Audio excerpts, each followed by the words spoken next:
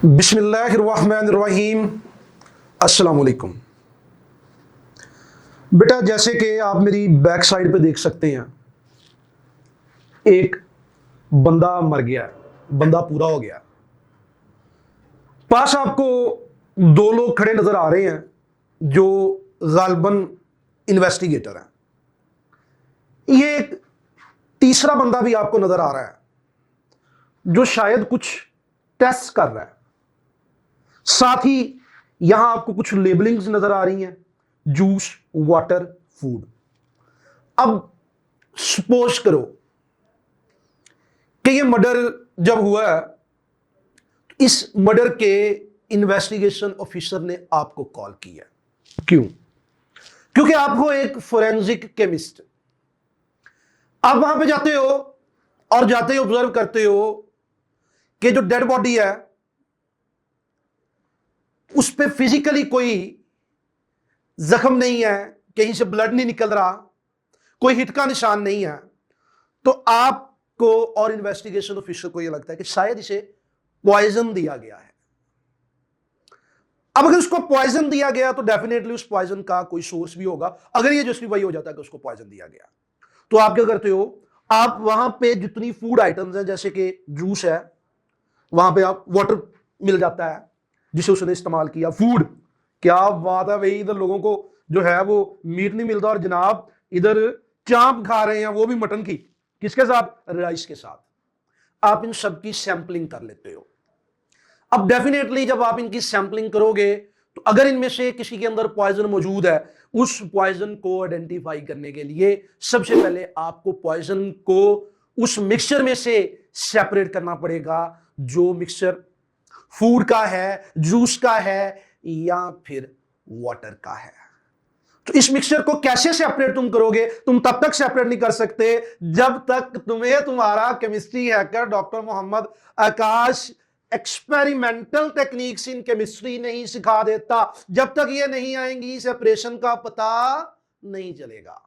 तो बेटा, मैं आपको वेलकम करता हूं हमारी फंग master class coaching session day 3 of 30 में, जहां पे मेरे बच्चे सीखेंगे experimental techniques in chemistry, specifically separation techniques. तो बेटा, आज का जो हमारा टॉपिक है इसमें हम 6 बातों को डिस्कस करेंगे। सबसे पहले नंबर पे हम स्टडी करेंगे एनालिटिकल केमिस्ट्री को। सेकंड नंबर पे हम एक सेपरेशन टेक्निक देखेंगे फिल्ट्रेशन के नाम से। थर्ड नंबर पे एक और सेपरेशन और प्योरिफिकेशन टेक्निक देखेंगे क्रिस्टलाइजेशन के नाम से। फिफ्थ नंबर पे another separation as well as purification technique sublimation के नाम से। एक और टेक्निक सब्लिमेशन के नाम से जो कि purification as well as separation technique है। फिर बेटा फिफ्थ नंबर पे एक सॉल्वेंट का इस्तेमाल करते हुए किसी दूसरे सॉल्वेंट में से हम सोल्यूट को सेपरेट करेंगे। फिर सिक्स नंबर पे one of the most important technique जो कि ना सिर्फ केमिस्ट्री में बल्कि फोरेंसिक केमिस्ट्री में, बायो में, बायोकेमिस्ट्री में वाइडली यूज होने वाली टेक्निक है। आज भी अगर मैं आपको कहूं कि आपके बहुत सारे लैब एनालिसिस इस टेक्निक के बगैर अधूरे हैं, तो बेटा मेरी बात गलत नहीं होगी। ये सबसे इंपॉर्टेंट टेक्निक है यहां पे। तो जनाब, हम आगाज करते हैं हमारे लेक्चर का एनालिटिकल केमिस्ट्री से। एनालिटिकल वर्ड सुनते ही आपके माइंड में क्या आता है? एनालिसिस।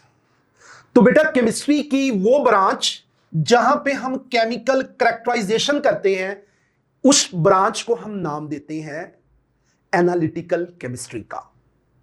अब कैरेक्टराइजेशन से क्या मुराद है? कैरेक्टराइजेशन में हमने किसी भी कंपाउंड में मौजूद जितने भी एलिमेंट हैं उन्हें आइडेंटिफाई करना होता है। ना सिर्फ आइडेंटिफाई करना होता है बल्कि इसके साथ साथ उनकी रिलेटिव अमाउंट्स भी फाइंड आउट करनी होती है। तो लिहाजा मेरे पास ये जो केमिकल कैरेक्टराइजेशन है या एनालिसिस है, ये दो तरह का हो जाएगा। एक क्वालिटेटिव एनालिसिस और दूसरा क्वांटिटेटिव एनालिसिस। दोनों में डिफरेंस क्या है? क्वालिटेटिव एनालिसिस में हम आइडेंटिफाई करते हैं कि कौन कौन से एलिमेंट्स जो हैं वो मौजूद हैं, जबकि क्वांटिटेटिव एनालिसिस में हम उन्हीं एलिमेंट्स की रिलेटिव अमाउंट्स को फाइंड आउट करते हैं। तो this is the major difference. Next, इनकी कुछ एग्जांपल्स कर लेते हैं, जैसे कि फॉर एग्जांपल साल्ट एनालिसिस एक क्वालिटेटिव एनालिसिस है, याद रखेंगे। ये आपका एफएससी का बकायदा से प्रैक्टिकल भी था, जहां आप एक सॉल्ट में एसिड और बेसिक रेडिकल फाइंड आउट करते थे। जैसे फॉर एग्जांपल अगर मैं आपको टेबल सॉल्ट दूं तो उसमें जो बेसिक रेडिकल है वो क्या है, वो सोडियम है, और एसिडिक रेडिकल जो है वो क्या है, क्लोराइड है। Similarly second thing, functional group analysis, ये भी आपका पार्ट था एक्सपेरिमेंटल पोर्शन का। जैसे कि फॉर एग्जांपल आप आइडेंटिफाई करते हो कि जो गिवन कंपाउंड है ये अल्कोहल है, क्योंकि इसमें हाइड्रोक्सी फंक्शनल ग्रुप मौजूद है। इसके बाद अगर बात करें क्वांटिटेटिव एनालिसिस की, तो इसमें कंबशन एनालिसिस आ जाता है, जो कि हमने हमारे डे 1 में डिस्कस किया था। ठीक है, अगर किसी बच्चे को इसका नहीं पता तो बेटा अभी फौरी तौर पे हमारी टॉप ग्रेड ऐप पे साइन इन करें, वहां पे आपको डे 1 लेक्चर जो है वो मिल जाएगा, उस लेक्चर को अटेंड करें, देन आप एबल हो जाएंगे कि कंबशन एनालिसिस को अंडरस्टैंड कर सकें। इसके अलावा बेटा वॉल्यूमेट्रिक एनालिसिस, ये भी आपका एक्सपेरिमेंटल पोर्शन था, जिसमें आप टाइट्रेशंस करवाते थे, acid base titration, redox titrations वगैरह। तो अब मैं खास तौर पे फोकस करने वाला हूं क्वांटिटेटिव एनालिसिस पे। अब ये जो क्वांटिटेटिव एनालिसिस है, किसी भी थिंग का, किसी भी कंपाउंड का, किसी भी मिक्सचर का जब आप क्वांटिटेटिव एनालिसिस करते हो तो उसके आपके पास 4 स्टेप्स होते हैं, जिसमें सबसे पहला स्टेप क्या है, सबसे पहले स्टेप में आप सैंपल को कलेक्ट करते हो। चलो सपोज हम अपनी पुरानी बात ही कर लेते, जहां से हमने आगाज किया था। आपने जूस का सैंपल कलेक्ट किया, यह था हमारा सैंपलिंग। सेकंड नंबर पे सेपरेशन है। सेपरेशन क्या है, जूस में जाहिर सी बात है डिफरेंट इंग्रेडिएंट्स थे, उसके अंदर शुगर थी, आर्टिफिशियल फ्लेवर्स थे, ठीक है, एडिटिव्स थे, प्रिजर्वेटिव्स थे, और सपोज पॉइजन था।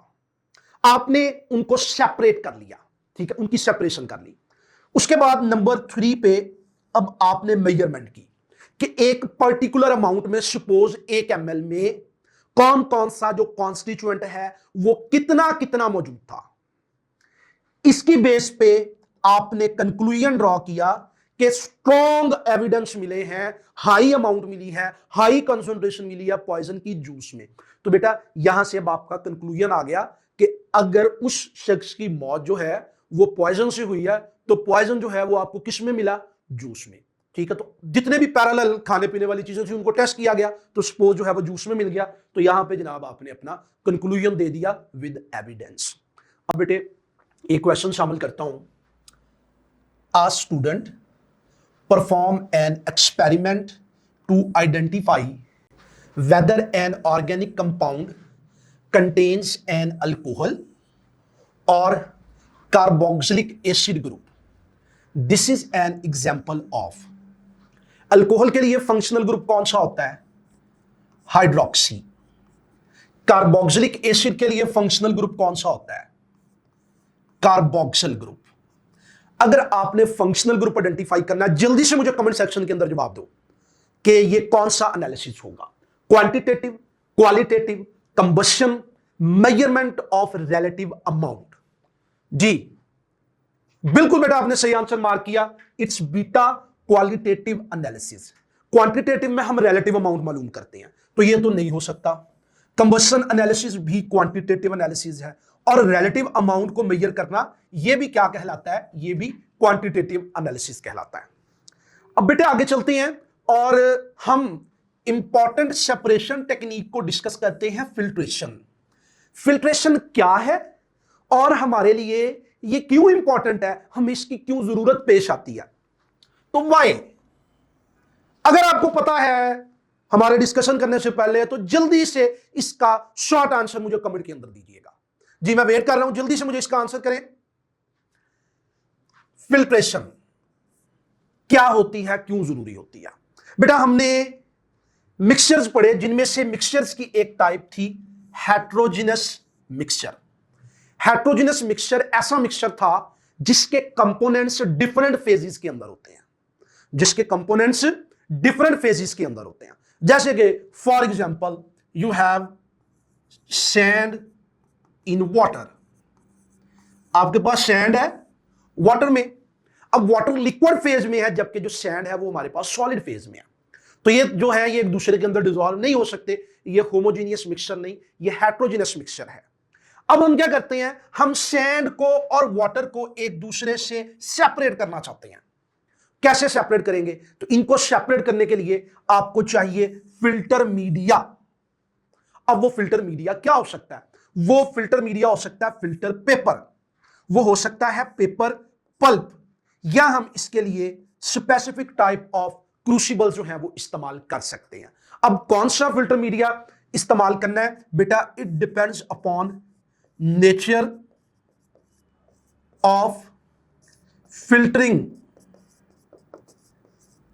पार्टिकल्स, वो पार्टिकल्स जिनको आप सेपरेट कर रहे हो। अब ये जो फिल्टरिंग पार्टिकल्स हैं, ये फिल्टरिंग पार्टिकल्स दो तरह के हो सकते हैं बेटा, ये सस्पेंडेड भी हो सकते हैं, ये बॉटम ऑफ द बीकर पे भी बैठे हो सकते हैं। तो अगर बॉटम ऑफ द बीकर पे बैठे हो तो फिर इनको आप क्या कहेंगे, प्रेसिपिटेट्स। तो लिहाजा इनको इस्तेमाल करते हुए मैं इनसॉल्युबल सॉलिड को लिक्विड से सेपरेट कर लूंगा। अब आफ्टर द फिल्ट्रेशन ये जो इनसॉल्युबल सॉलिड मेरे पास आ गया है, ये क्या कहलाएगा, ये बेटा कहलाएगा रेजिड्यू। इसको क्या कहेंगे, रेजिड्यू कहेंगे। जबकि पीछे जो लिक्विड बच गया है उसको हम क्या कहेंगे, ये हमारे पास कहलाएगा फिल्ट्रेट, और some time it is also called mother liquid, some time it is called mother liquid. तो मैं उम्मीद करता हूं बेटा ये दोनों बातें जो है ये आपको क्लियर हो गई हैं। अब बेटा आगे चलते हैं और इस पे बेस एनईटी का एक पास क्वेश्चन जो है वो देखते हैं। Several types of media are used for filtration depending on nature of reaction, nature of reactions, nature of precipitate, nature of filter paper. जी, कौन सा फिल्टर मीडिया इस्तेमाल करना है, ये किस पे बेस करता है, ये जनाब हमारे पास बेस करता है नेचर ऑफ प्रेसिपिटेट्स पे। कैसे, चलो मैं आपको ना डेली लाइफ से एक एग्जांपल देता हूं। आप चाय बनाते हैं, चाय बनाने के बाद आप क्या करते हैं, इससे पहले कि आप सर्व करें आप उसकी फिल्ट्रेशन करते हैं, ठीक है, आप वायर गाज इस्तेमाल करते हैं और उसको फिल्टर कर लेते हैं, ऐसे ही है, एडमिट करते हैं इस बात को। लेकिन उसके बावजूद चाय में कुछ ना कुछ पार्टिकल्स जो हैं वो टी लीव्स के रह जाते हैं। क्यों, रीजन उसकी ये होती है कि वो जो टी लीव्स के पार्टिकल का साइज है, वो जो आपने वायर गाज इस्तेमाल की है उसको पुनने के लिए, फिल्टर करने के लिए, उससे उसके साइज से छोटे साइज के होते हैं। तो लिहाजा वहां पे अगर आप उसका पोर साइज मजीद छोटा कर दो तो आप उन पार्टिकल्स को भी बड़े आराम से फिल्टर कर लेते हो, तो वो भी बड़े आराम से क्या हो जाएंगे, फिल्टर हो जाएंगे। तो इसका मतलब जो फिल्ट्रेशन है वो किस पे डिपेंड करती है, नेचर ऑफ प्रेसिपिटेट्स पे, उस पे बेस हम फिर फिल्टर मीडिया का इस्तेमाल करते हैं। अच्छा बेटा आगे चलते हैं, एक और क्वेश्चन शामिल करते हैं। When filtration techniques are performed by the students in the laboratory this treatment is called. तुम लैब के अंदर गए, जाके तुमने फिल्ट्रेशन परफॉर्म की, ये अब टेक्निक क्या कहलाएगी, केमिकल ट्रीटमेंट, नो, तुमने कोई केमिकल रिएक्शन नहीं करवाया। फिजिकल ट्रीटमेंट ये हो सकता है, थ्योरेटिकल ट्रीटमेंट कभी भी नहीं, तुम अपने ख्यालों में करवा रहे हो, तुमने तो जाके परफॉर्म किया है। ऑल ऑफ दिस, तो उसका तो भी सवाल ही पैदा नहीं होता ना। तो correct answer will be physical treatment, यानी कि आप फिजिकली दो फेजेस को सेपरेट कर रहे हो, सॉलिड को, इनसॉल्युबल सॉलिड को लिक्विड से। तो ये एक किस्म की फिजिकल ट्रीटमेंट है, यहां कोई केमिकल चेंज नहीं आई, फिजिकली दोनों को सेपरेट किया गया। अब बेटा नेक्स्ट हमारे पास आ जाती हैं टाइप्स ऑफ फिल्ट्रेशन। अब टाइप्स ऑफ फिल्ट्रेशन जो है इसकी हमारे पास बेसिस क्या है, क्या बेसिस है, बेसिस है रेट ऑफ फिल्ट्रेशन, बड़ी इंपॉर्टेंट बात है। तो फिल्ट्रेशन की कितनी टाइप्स हैं, दो टाइप्स हैं। किस बेस पे, रेट ऑफ फिल्ट्रेशन की बेस पे। पहली जो टाइप है ये स्लो फिल्ट्रेशन है, दूसरी जो टाइप है ये फास्ट फिल्ट्रेशन है। अब जो स्लो फिल्ट्रेशन है उसके फर्दर हमारे पास मेथड्स हैं, वो करवाई जाती है फिल्टर पेपर से। पहला मेथड उसका, आप ऑर्डिनरी फिल्टर पेपर इस्तेमाल कर लो, स्लोएस्ट मेथड होगा ये। या दूसरा है आप फ्लूटेड फिल्टर पेपर इस्तेमाल कर लो, ये समवट इससे बेहतर होगा, लेकिन स्टिल ये भी स्लो मेथड है। अगर उसको स्लोएस्ट कहेंगे तो ये क्या कहलाएगा, ये स्लो मेथड कहलाएगा। अगली तरफ आ जाता है फास्ट फिल्ट्रेशन। ये किससे करवाई जाती है, ये करवाई जाती है क्रूसिबल से। ये कितनी तरह की होती है, ये दो तरह की होती है। कौन कौन से, डिपेंड करता है क्रूसिबल पे। पहली टाइप गूज क्रूसिबल, दूसरी टाइप सिंटरेड ग्लास क्रूसिबल। हो फास्ट था ना इस वजह से। अब रेट याद रखना कि अगर इससे करवाएंगे तो स्लो होगी, अगर उससे करवाओगे तो फास्ट होगी, याद रखना है। अच्छा बेटा, अब मैंने आपके सामने रखा ऑर्डिनरी और फ्लूटेड फिल्टर का एक ब्रीफ कंपैरिजन। सबसे पहले हम बात कर लेते हैं ऑर्डिनरी फिल्टर पेपर की। तो जनाब ये जो मेरे पास नजर आपको आ रहा है, ये एक ऑर्डिनरी फिल्टर पेपर है। इसको सबसे पहले आपने करना होता है फोल्ड।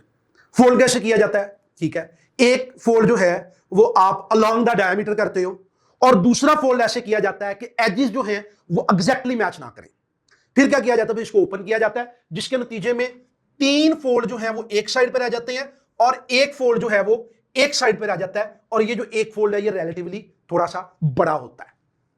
अब ऐसा क्यों किया जाता है, ऐसा इसलिए किया जाता है क्योंकि जिस फनल के अंदर आपने इसको प्लेस करना है, ये आपको क्या नजर आ रही है, फनल, ठीक है, जिस फनल के अंदर आपने इसको प्लेस करना है, ये फनल होती है 60 डिग्री की। अब अगर आप बड़ा फोल्ड से इसको ओपन करोगे तो यहां पे ये बड़ी इंपॉर्टेंट बात है, एग्जामिनर की फेवरेट बात है, apex angle. This angle is apex angle.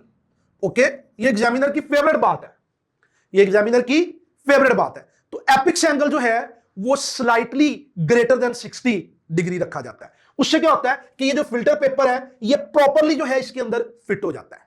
ठीक है, तो फिल्टर पेपर लिया, उसको फोल्ड किया और इसके अंदर जो है वो फिट कर दिया। अब यहां पे कुछ बातें जो है उनका आपने खसूसी तौर पे ध्यान रखना है। पहली बात ये है कि फिल्टर पेपर जो है वो आपने इस साइज का लेना है relative to funnel.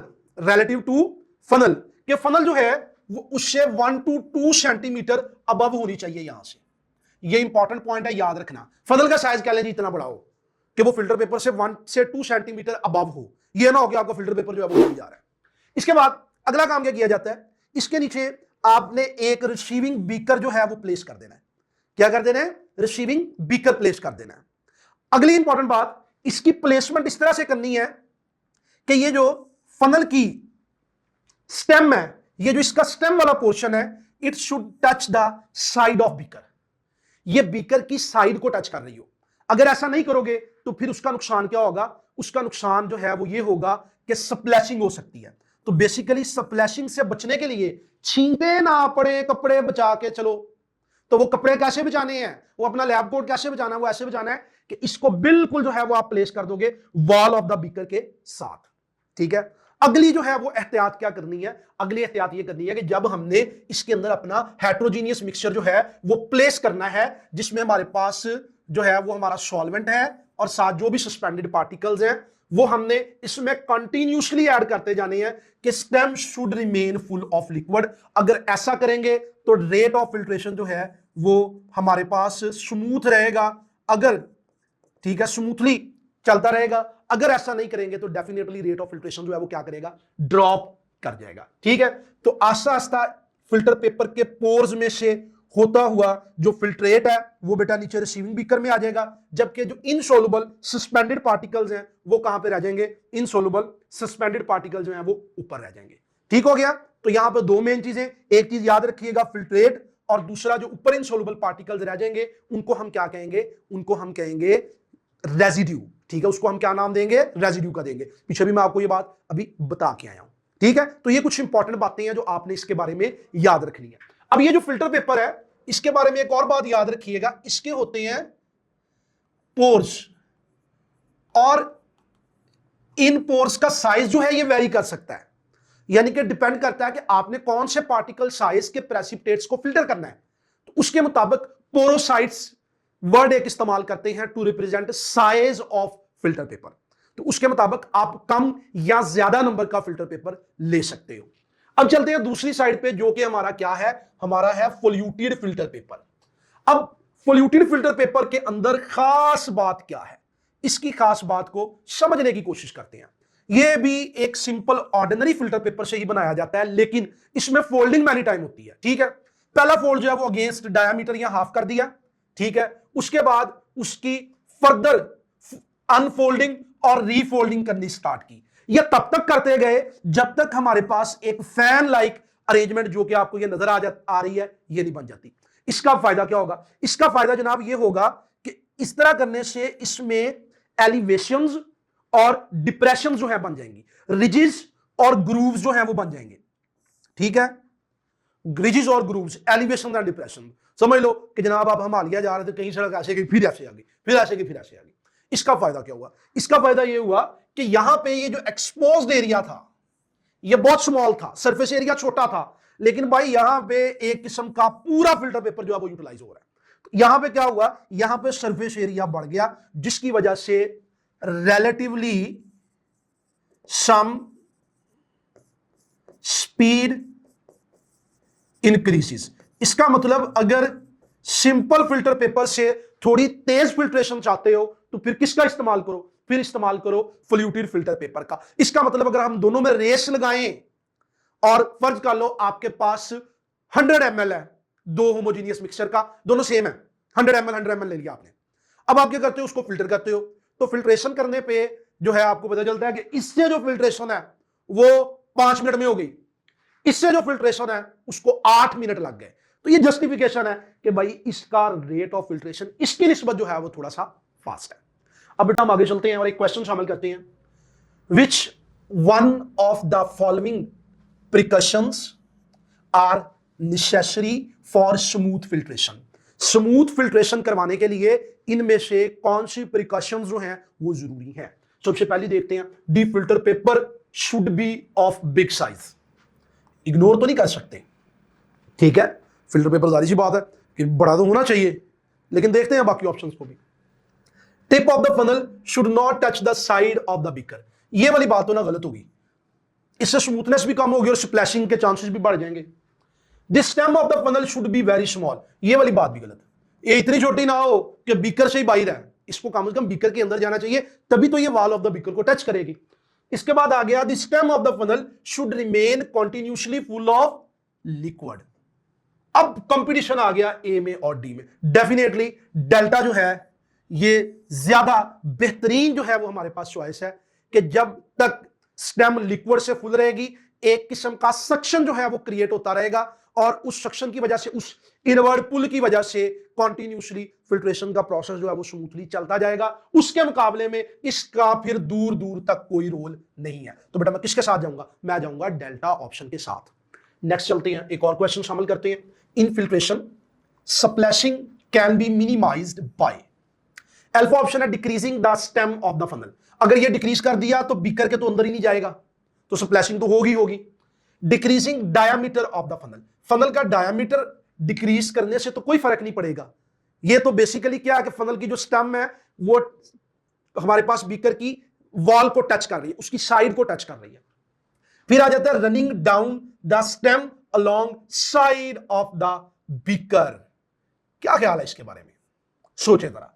Running down stem of the funnel in the beaker, इसके बारे में क्या ख्याल है। ये वो पॉइंट है जहां पे एग्जामिनर आपको फंसाएगा, क्योंकि आपने गौर नहीं किया, इधर इन द है, बीकर के दरमियान में, इधर क्या है, साइड ऑफ द बीकर। तो करेक्ट आंसर क्या हुआ, चार्ली। तो लिहाजा इसका करेक्ट आंसर क्या, चार्ली। और शाबाश, तुमने कमेंट सेक्शन में बगैर के आंसर दिया और बिल्कुल सही दिया। ठीक है, इसका मतलब कि तुम भी इन 56% स्टूडेंट्स के अंदर शामिल हो जिन्होंने हमारी टॉप ग्रेड ऐप पे इस क्वेश्चन को अटेम्प्ट किया और करेक्ट अटेम्प्ट किया, शाबाश। और तुम इसका मतलब उन 44% स्टूडेंट्स में से निकल गए।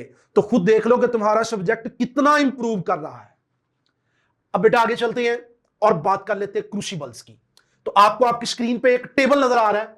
इस टेबल क्या, जो सबसे पहला कॉलम है, इस कॉलम में हमने दिया हुआ है फीचर्स को, जबकि जो दूसरा कॉलम है उसमें हमने क्रूसिबल की पहली टाइप लिखी है गूच क्रूसिबल, और सेकंड कॉलम में क्रूसिबल की दूसरी टाइप लिखी है that is sintered glass crucible.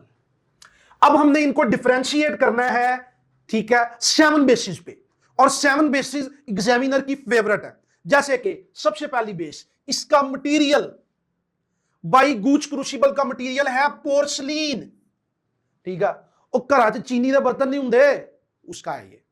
अच्छा जी, जबकि जो दूसरा है उसके नाम से वाजिया है, उसका नाम है सिंटर्ड ग्लास क्रूसिबल, ठीक है, ये आपको इसका विजुअल नजर आ रहा है, यहां पे हमने 10 ml का सिंटर्ड ग्लास क्रूसिबल लिया। Second base of comparison, it is base, भाई इसकी जो बेस है वो पोरस होती है। जैसे कि मेरा बच्चा तुम्हें यहां पे नजर आ रहा है, इसकी जो बेस है, इसको ऐसे हमने प्लेस किया हुआ है, ठीक है, फर्जी टेबल पे पड़ा है, इसकी बेस में होल्स, बड़े बड़े होल्स आपको नजर आ रहे हैं ना, बड़े बड़े होल्स नजर, तो इसकी बेस पोरस है। इसकी बेस क्या है, इसकी जो बेस है इस पे सील्ड सिंटर्ड ग्लास डिस्क होती है, जिसमें बिल्कुल छोटे छोटे, इसमें देख लो कितने बड़े बड़े पोर्स हैं, इसमें जो है ये फिक्स डिस्क है जिसमें छोटे छोटे छोटे छोटे पोर्स होते हैं, जो कि किसके तौर पे एक्ट करते हैं, फिल्टर पेपर के तौर पे। अब आ जाता है नीड ऑफ फिल्टर मीडिया। भाई इसमें आपको अगर फिल्ट्रेशन करवानी है, आपको फिल्टर पेपर को इसके साइज का कट करना है, और कट करके फिल्टर पेपर को या पेपर पल्प को यहां पे प्लेस करना है, फिल्टर पेपर को या फिल्टर पल्प को यहां पे प्लेस करना है, ठीक है। लेकिन इसके अंदर और जरूरत ही कोई नहीं, आप बादशाह नहीं जरूरत। क्यों नहीं जरूरत भाई, रीजन ये है क्योंकि यहां पे सील्ड सिंटर्ड ग्लास डिस्क मौजूद है, ठीक है, जो कि किसके तौर पे एक्ट करती है, एक फिल्टर मीडिया के तौर पे एक्ट करती है। इसके बाद आ जाती है filtration of reactive solution, filtration of reactive solution number 4 पे। तो रिएक्टिव सॉल्यूशन में मोस्ट कॉमनली हाइड्रोक्लोरिक एसिड और पोटेशियम परमैंगनेट जो है वो हमारे साथ शामिल है। ये अब जो पोटेशियम परमैंगनेट है ये एक ऑक्सीडाइजिंग एजेंट है हमारे पास। इसी तरह HCl जो है ये एक स्ट्रॉन्ग एसिड है। तो ये क्या करते हैं, अगर आप इनको सिंपल फिल्टर पेपर के साथ जो है वो फिल्टर करोगे तो ये क्या करेंगे, उसके साथ केमिकली रिएक्ट कर जाएंगे सेलुलोजिक फाइबर्स के साथ, तो फिर हम उसको रिप्लेस कर देते हैं। किससे रिप्लेस करते हैं, हम रिप्लेस कर देते हैं बेटा एस्बेस्टस मैट से। जबकि यहां पे ग्लास है, ग्लास ने ना HCl के साथ रिएक्ट करना है ना पोटेशियम परमैंगनेट के साथ रिएक्ट करना है, लिहाजा कोई जरूरत नहीं। अगला डिफरेंस, प्रिपरेशन बिफोर यूज, क्या इस्तेमाल करने से पहले इसको प्रिपेयर करना पड़ता है, जनाब बिल्कुल इसको प्रिपेयर करना पड़ता है, इसलिए ये लेस कन्वीनियंट है, ठीक है। फिल्टर पेपर काटो, काट के इस पे रखो, रख के फिर इस्तेमाल करो, बाद का इतना टाइम ही नहीं होता, बंदे के पास टाइम शॉर्ट होता है। लेकिन यहां पे ये मोर कन्वीनियंट है, क्यों, क्योंकि यहां पे हमें कोई प्रिपरेशन रिक्वायर्ड नहीं है, चुको चुके रखो, रख के इस्तेमाल कर लो, काला रोला है। अच्छा जी, कंटेमिनेशन रिस्क की बात करें, इसमें कंटेमिनेशन रिस्क मैक्सिमम जो है वो रहता है। रीजन, अब सम टाइम आप मिक्सचर को सेपरेट कर रहे हो, आपको ये पता ही नहीं है कि उसके अंदर समवट अमाउंट रिएक्टिव मटेरियल की मौजूद हो सकती है, जैसे हाइड्रोक्लोरिक एसिड वगैरह या पोटेशियम परमैंगनेट वगैरह। तो भाई ये कंटेमिनेट के चांसेस मौजूद हैं, लेकिन यहां पे कंटेमिनेशन के कोई चांसेस नहीं, क्योंकि भाई क्या है, ग्लास है, क्या है, ग्लास है। आगे चलते हैं, कन्वीनियंस, जाहिर सी बात है भाई इसकी इतनी बुराइयां की हैं तो ये कन्वीनियंट तो नहीं है, कन्वीनियंट यही होगा, ठीक है, और तारीफा ही नहीं करती हैं, ऐसी कितनी तारीफें कर दी उसकी, तो वो कन्वीनियंट हुआ। इसका मतलब अगर हम इन दोनों में से कंपैरिजन करें तो ज्यादा बेहतर कौन सा है, सिंटर्ड ग्लास क्रूसिबल। लेकिन साथ ही साथ एक बेटा बात याद रखिएगा कि गूच क्रूसिबल जो है वो दो मामलात में जो है ना वो इसके मुकाबले जो है वो पोजीशन देता है। पहला मामला क्या है, पहला मामला जनाब ये है कि अगर कोई ऐसे प्रेसिपिटेट हो जिनको हमने जलाना हो डायरेक्टली, ठीक है, तो फिर ये नहीं आप इस्तेमाल कर सकते। ये क्या करेगा, ये बहुत हाई टेंपरेचर पे जाके ग्लास है, जाहिर सी बात है ये ब्रेक कर जाएगा, ठीक है, ब्रेक नहीं करेगा तो हो सकता है इसकी मेल्टिंग शुरू हो जाए, ठीक है, ये सॉफ्टन होना शुरू हो जाए। जबकि ये इसके साथ ऐसा कोई रौला नहीं, ठीक है, इसके साथ ऐसा कोई रौला नहीं है। ये एक बात जो है इंपॉर्टेंट बात है, आप याद रखेंगे। समझ आ गई मेरी बात की। दूसरी बात क्या है, दूसरी बात सोचने वाली है, लेकिन वो अभी नहीं मैंने बतानी, वो मैं आपको आगे जाके बताता हूं। देखो क्वेश्चन है, which of the following can not be filtered by sintered glass crucible. अल्लाह अकबर, ये तो हमने पढ़ा ही नहीं, जवाब दो जल्दी से इसका, सोचो, दिमाग पे जोर डालो। हाँ जी, जवाब दो इसका, जल्दी से लिखो कमेंट सेक्शन के अंदर। पोटेशियम पर मैग्नेट सॉल्यूशन, ये तो हो जाता है। सोडियम क्लोराइड सॉल्यूशन, ये भी हो जाता है। कंसंट्रेटेड एचएफ, ये नया करैक्टर आ गया आज, इसका तो जिक्र ही नहीं किया कहीं। अब याद करो, याद करवाता हूं। आपने हैलोजन एसिड्स पढ़े, हाइड्रोजन और हैलोजन के रिएक्शन से बनते हैं। इनमें जो एचएफ है, इसकी बड़ी इंपॉर्टेंट प्रॉपर्टी है कि ये ग्लास के साथ केमिकली रिएक्ट कर जाता है। तो चूंकि ये ग्लास के साथ केमिकली रिएक्ट कर जाता है, लिहाजा हम इसे सिंटर्ड ग्लास क्रूसिबल से फिल्टर नहीं कर सकते, क्योंकि ये इसके साथ केमिकली रिएक्ट कर जाएगा। इसका मतलब एचएफ जो है, ये उसके केस में एक्सेप्शन मौजूद है। मजा आया कि नहीं आया? आगे चलते हैं। सिल्वर क्लोराइड, तो सिल्वर क्लोराइड को भी कर सकते हैं, कोई भी इशू नहीं। तो बेटा इसका करेक्ट आंसर क्या आ गया? चार्ली आ गया। तो ये वो सेकंड पॉइंट था जिसकी मैं बात कर रहा था, ठीक है। तो वो एचएफ से जो है वो नहीं किया जा सकता। अब मैं एक और पॉइंट ना ऐड कर दूं, चलो करते हैं, ऐसे नहीं, ऐसे मजा नहीं आएगा, आगे जाके करते हैं। The vacuum pump can be used to enhance the rate of filtration if filtration is carried through. Vacuum pump ऐसे आप कितने पढ़िया ही नहीं, ऐ कितों नवी गल आ गई? सोचो जनाब, सोचो, कुछ चीजें खुद भी थोड़ी सी सोचते हैं। हाँ जी, पोल्यूटेड फिल्टर पेपर हो ही नहीं सकता। क्रूसिबल, सोचने वाली बात है। डबल फोल्डेड फिल्टर पेपर हो ही नहीं सकता।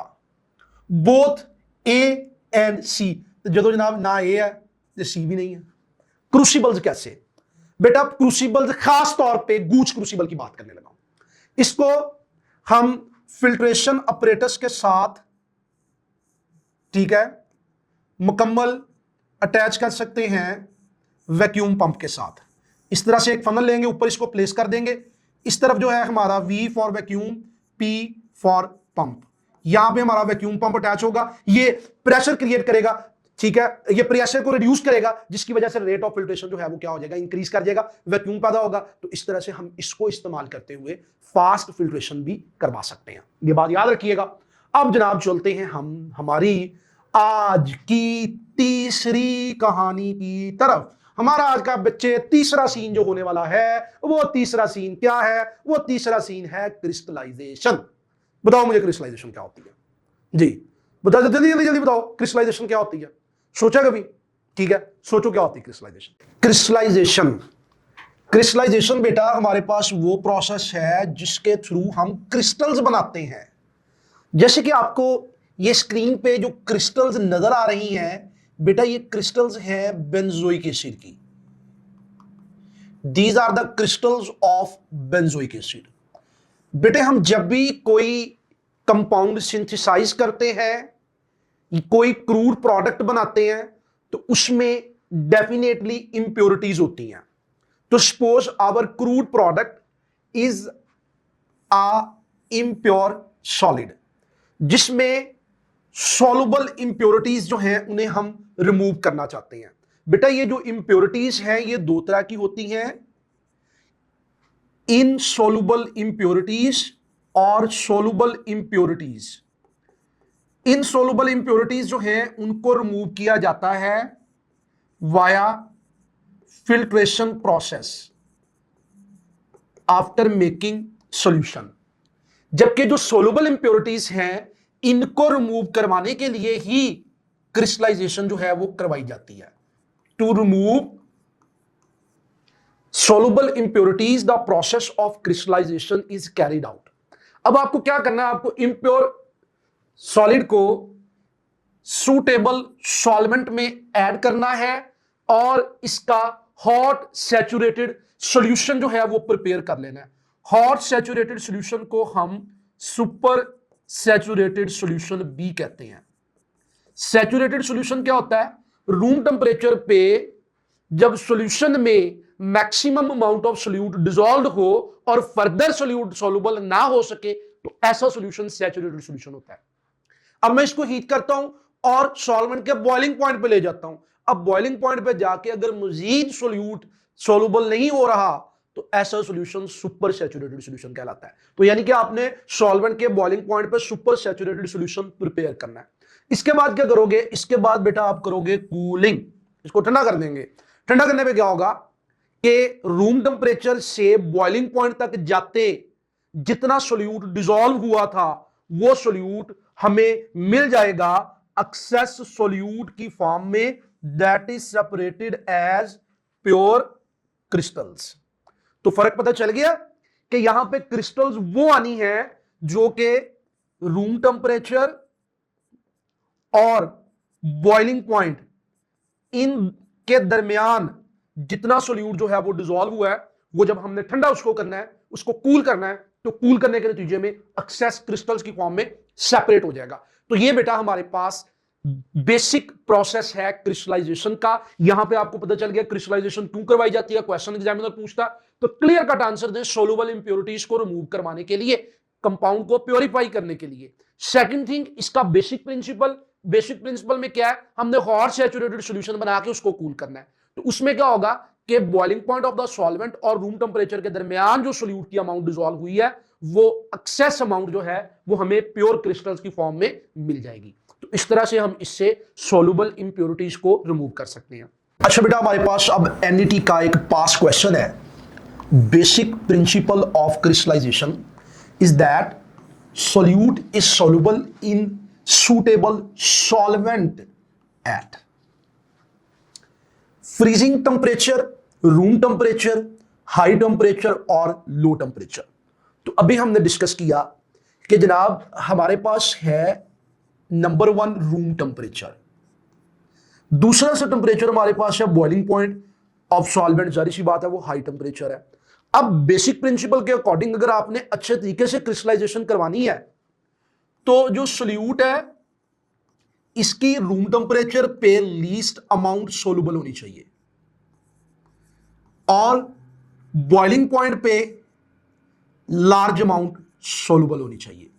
इससे क्या होगा, इससे ये होगा कि जब आप इसको बॉइलिंग पॉइंट से वापस रूम टेम्परेचर पे लेके जाओगे तो आपको एक्सेस क्रिस्टल्स जो हैं वो मिलेंगी।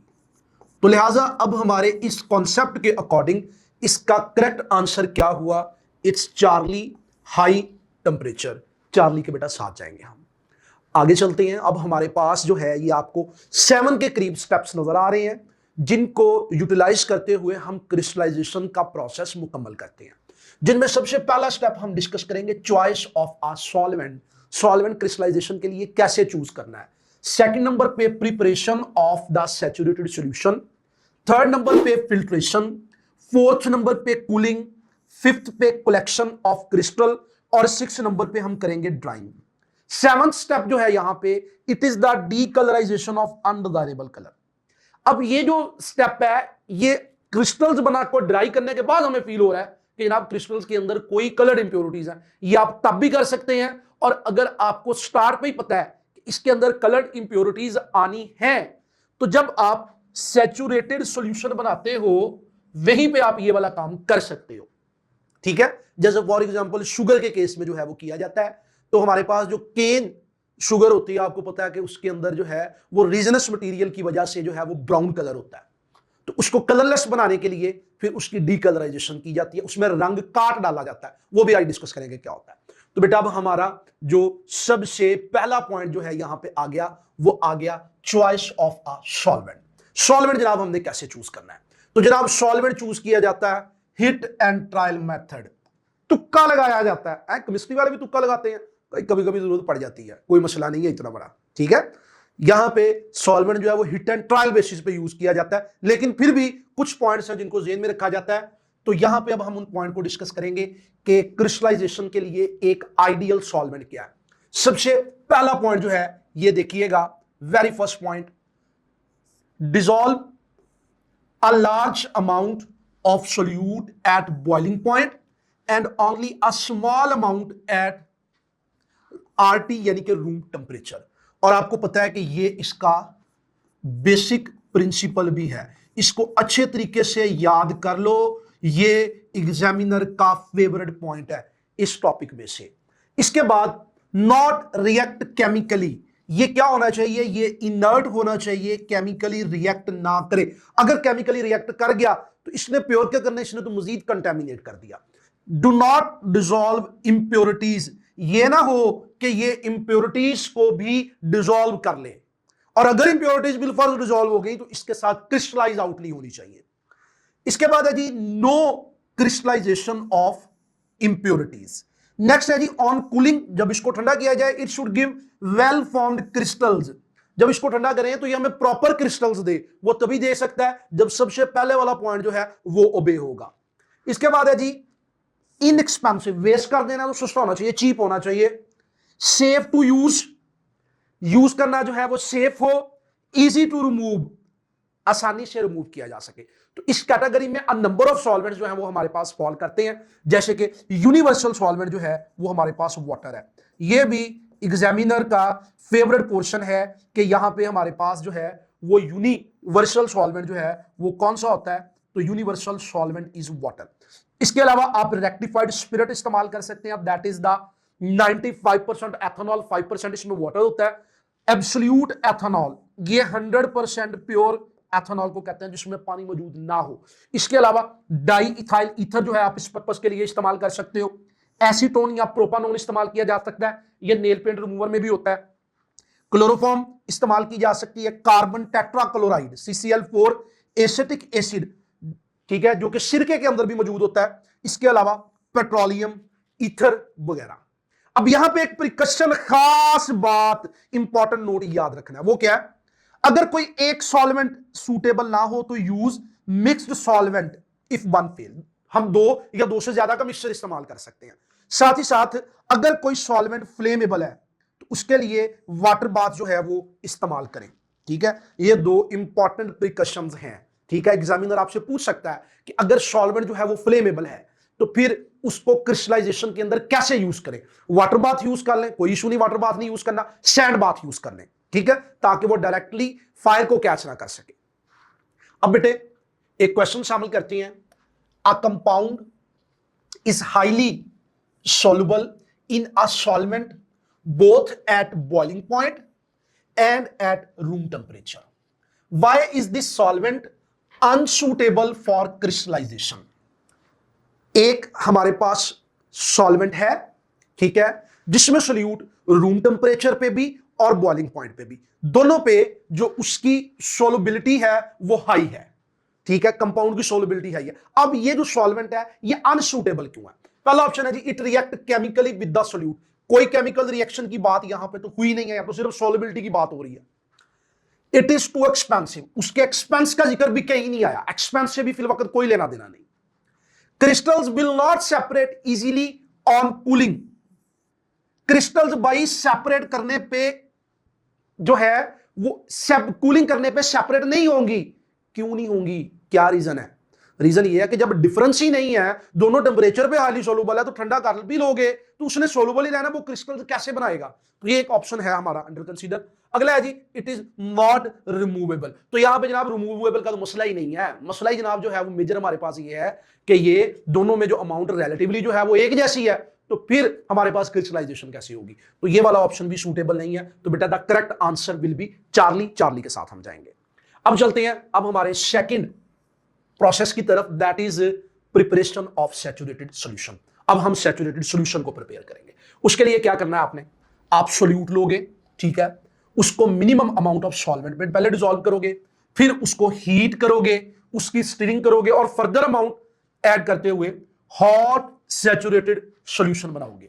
ये जो हॉट सैचुरेटेड सॉल्यूशन है बेटा, मैंने आपको पहले भी बताया है, इसको सुपर सैचुरेटेड सॉल्यूशन भी कहते हैं। तो अगर आपको एग्जामिनर ट्रैप करने के लिए सुपर सैचुरेटेड टर्म यूज कर ले तो उससे कंफ्यूज बिल्कुल नहीं होना। अगला स्टेप जो है वो है फिल्ट्रेशन। अब यहां पे क्या हुआ कि आपने जब सोल्यूट डिसॉल्व किया तो सोल्यूट को डिसॉल्व करने पे, सोल्यूट के डिसॉल्व करने पे अगर कोई हमारे पास इंप्योरिटी ऐसी है जो कि सोलुबल नहीं हुई, कोई इंप्योरिटी ऐसी है जो कि सोलुबल नहीं हुई, वो इनसोलुबल रह गई है, तो वो फिल्ट्रेशन से रिमूव हो जाएगी। तो हॉट सैचुरेटेड सॉल्यूशन ले लिया हमने, उसकी फिल्ट्रेशन की। यहां पे बेहतर है कि आप हॉट वाटर फनल का इस्तेमाल कर लो। इस फनल के बाहर वाली साइड पे हॉट वाटर सर्कुलेट कर रहा होता है, जिसकी वजह से जब हम हॉट सैचुरेटेड सॉल्यूशन को इसमें पोर करते हैं तो टेंपरेचर डिफरेंस की वजह से वो सडन कूल नहीं होता।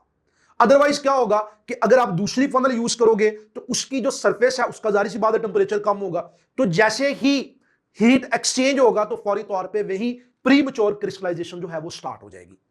तो लिहाजा यहां पे जो है वो हम इनसोल्युबल इंप्योरिटीज को रिमूव करेंगे और साथ हमारे पास क्लियर हॉट फिल्ट्रेट आ जाएगा। तो यहां पे दो इंपॉर्टेंट पॉइंट है जो एग्जामिनर जिन पे फोकस करेगा। पहला पॉइंट है प्री मैच्योर क्रिस्टलाइजेशन को अवॉइड करने के लिए हॉट वाटर फनल का इस्तेमाल। दूसरा, फिल्ट्रेशन क्यों करवाई गई, इनसोल्युबल इंप्योरिटीज को रिमूव करने के लिए।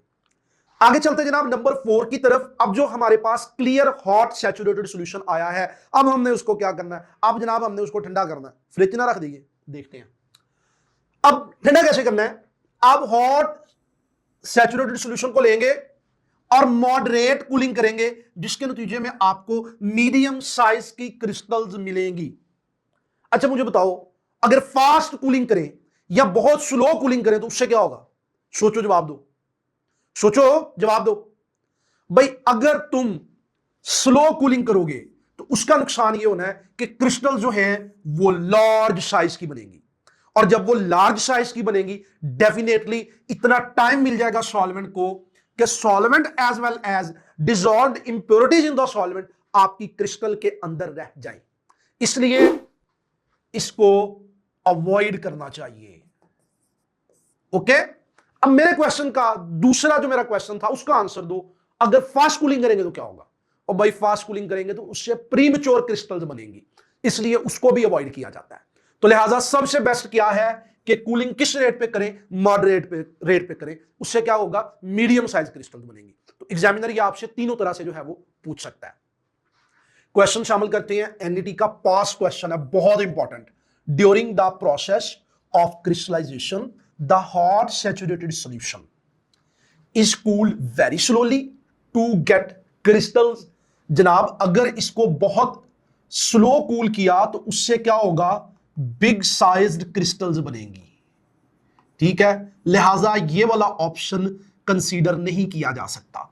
Is cooled at moderate rate to get medium sized crystals, बिल्कुल जी, इसको हम चूज कर सकते हैं। इसके बाद है जी is evaporated to get the pure crystals of the product. Evaporation करवाएं और प्योर क्रिस्टल्स में जब भाई अगर अवेपोरेशन करा दी तो इंप्योरिटीज तो वैसे ही रह जाएंगी, तो ये भी नहीं हो सकता। ठीक है, इसके बाद है जी delta is mixed with an immiscible liquid to get the pure crystals of the product. ये तो फिर क्रिस्टलाइजेशन तो ना हुआ, ये तो सॉल्वेंट एक्सट्रैक्शन बन जाएगा। लिहाजा एक ही आंसर ठीक होगा, वो कौन सा, बीटा। तो बीटा के साथ बेटा हम जाएंगे। तो मैं उम्मीद करता हूं कि जनाब आप ये 59% स्टूडेंट्स में से होंगे। तो जल्दी से मुझे कमेंट करके बताओ कि क्या आप इन 59% स्टूडेंट्स में से हो जिनका ये क्वेश्चन ठीक है। अच्छा भाई आगे चलते हैं नंबर 5 पे। अब हमारे पास आ जाता है कलेक्टिंग द क्रिस्टल्स। ठीक है, अब जितना खिलारा हमने डाला था उसको समेटना है, क्रिस्टल्स को कलेक्ट करना है। क्रिस्टलाइजेशन हो चुकी है कूलिंग के बाद, तो कलेक्टिंग द क्रिस्टल्स में क्या करोगे, आप सेपरेट करोगे क्रिस्टल्स को और मदर लिक्विड को। जाहिर सी बात है उसके लिए आपको फिल्ट्रेशन करवानी पड़ेगी। तो बेहतर यह है कि स्पीड की खातर आप वैक्यूम फिल्ट्रेशन करवाओ यूजिंग गूच क्रूसिबल। गूच भैया आ गए, भाईजान आ गए ना, पीछे जिक्र किया था कि इसको इस्तेमाल किया जाता है किस लिए, तीसरा पॉइंट बताया था वैक्यूम फिल्ट्रेशन में, डायग्राम भी ड्रॉ की थी। इंपॉर्टेंट पॉइंट है, याद रखो, दोबारा बता रहा हूं। उसके बाद क्या करना है, जब फिल्टर कर लिया, हो सकता है अभी फर्दर सॉल्वेंट क्रिस्टल में मौजूद हो, तो फिर क्या किया जाता है, फिल्टर केक को, यहां पे हमारा फिल्टर केक क्या है, फिल्टर केक हमारा वो रेजिड्यू है, वो हमारी क्रिस्टल्स हैं जो ऊपर आ चुकी हैं, to drain left over liquid. तो बाकी जो मदर लिक्विड है वो भी निकाल देना है।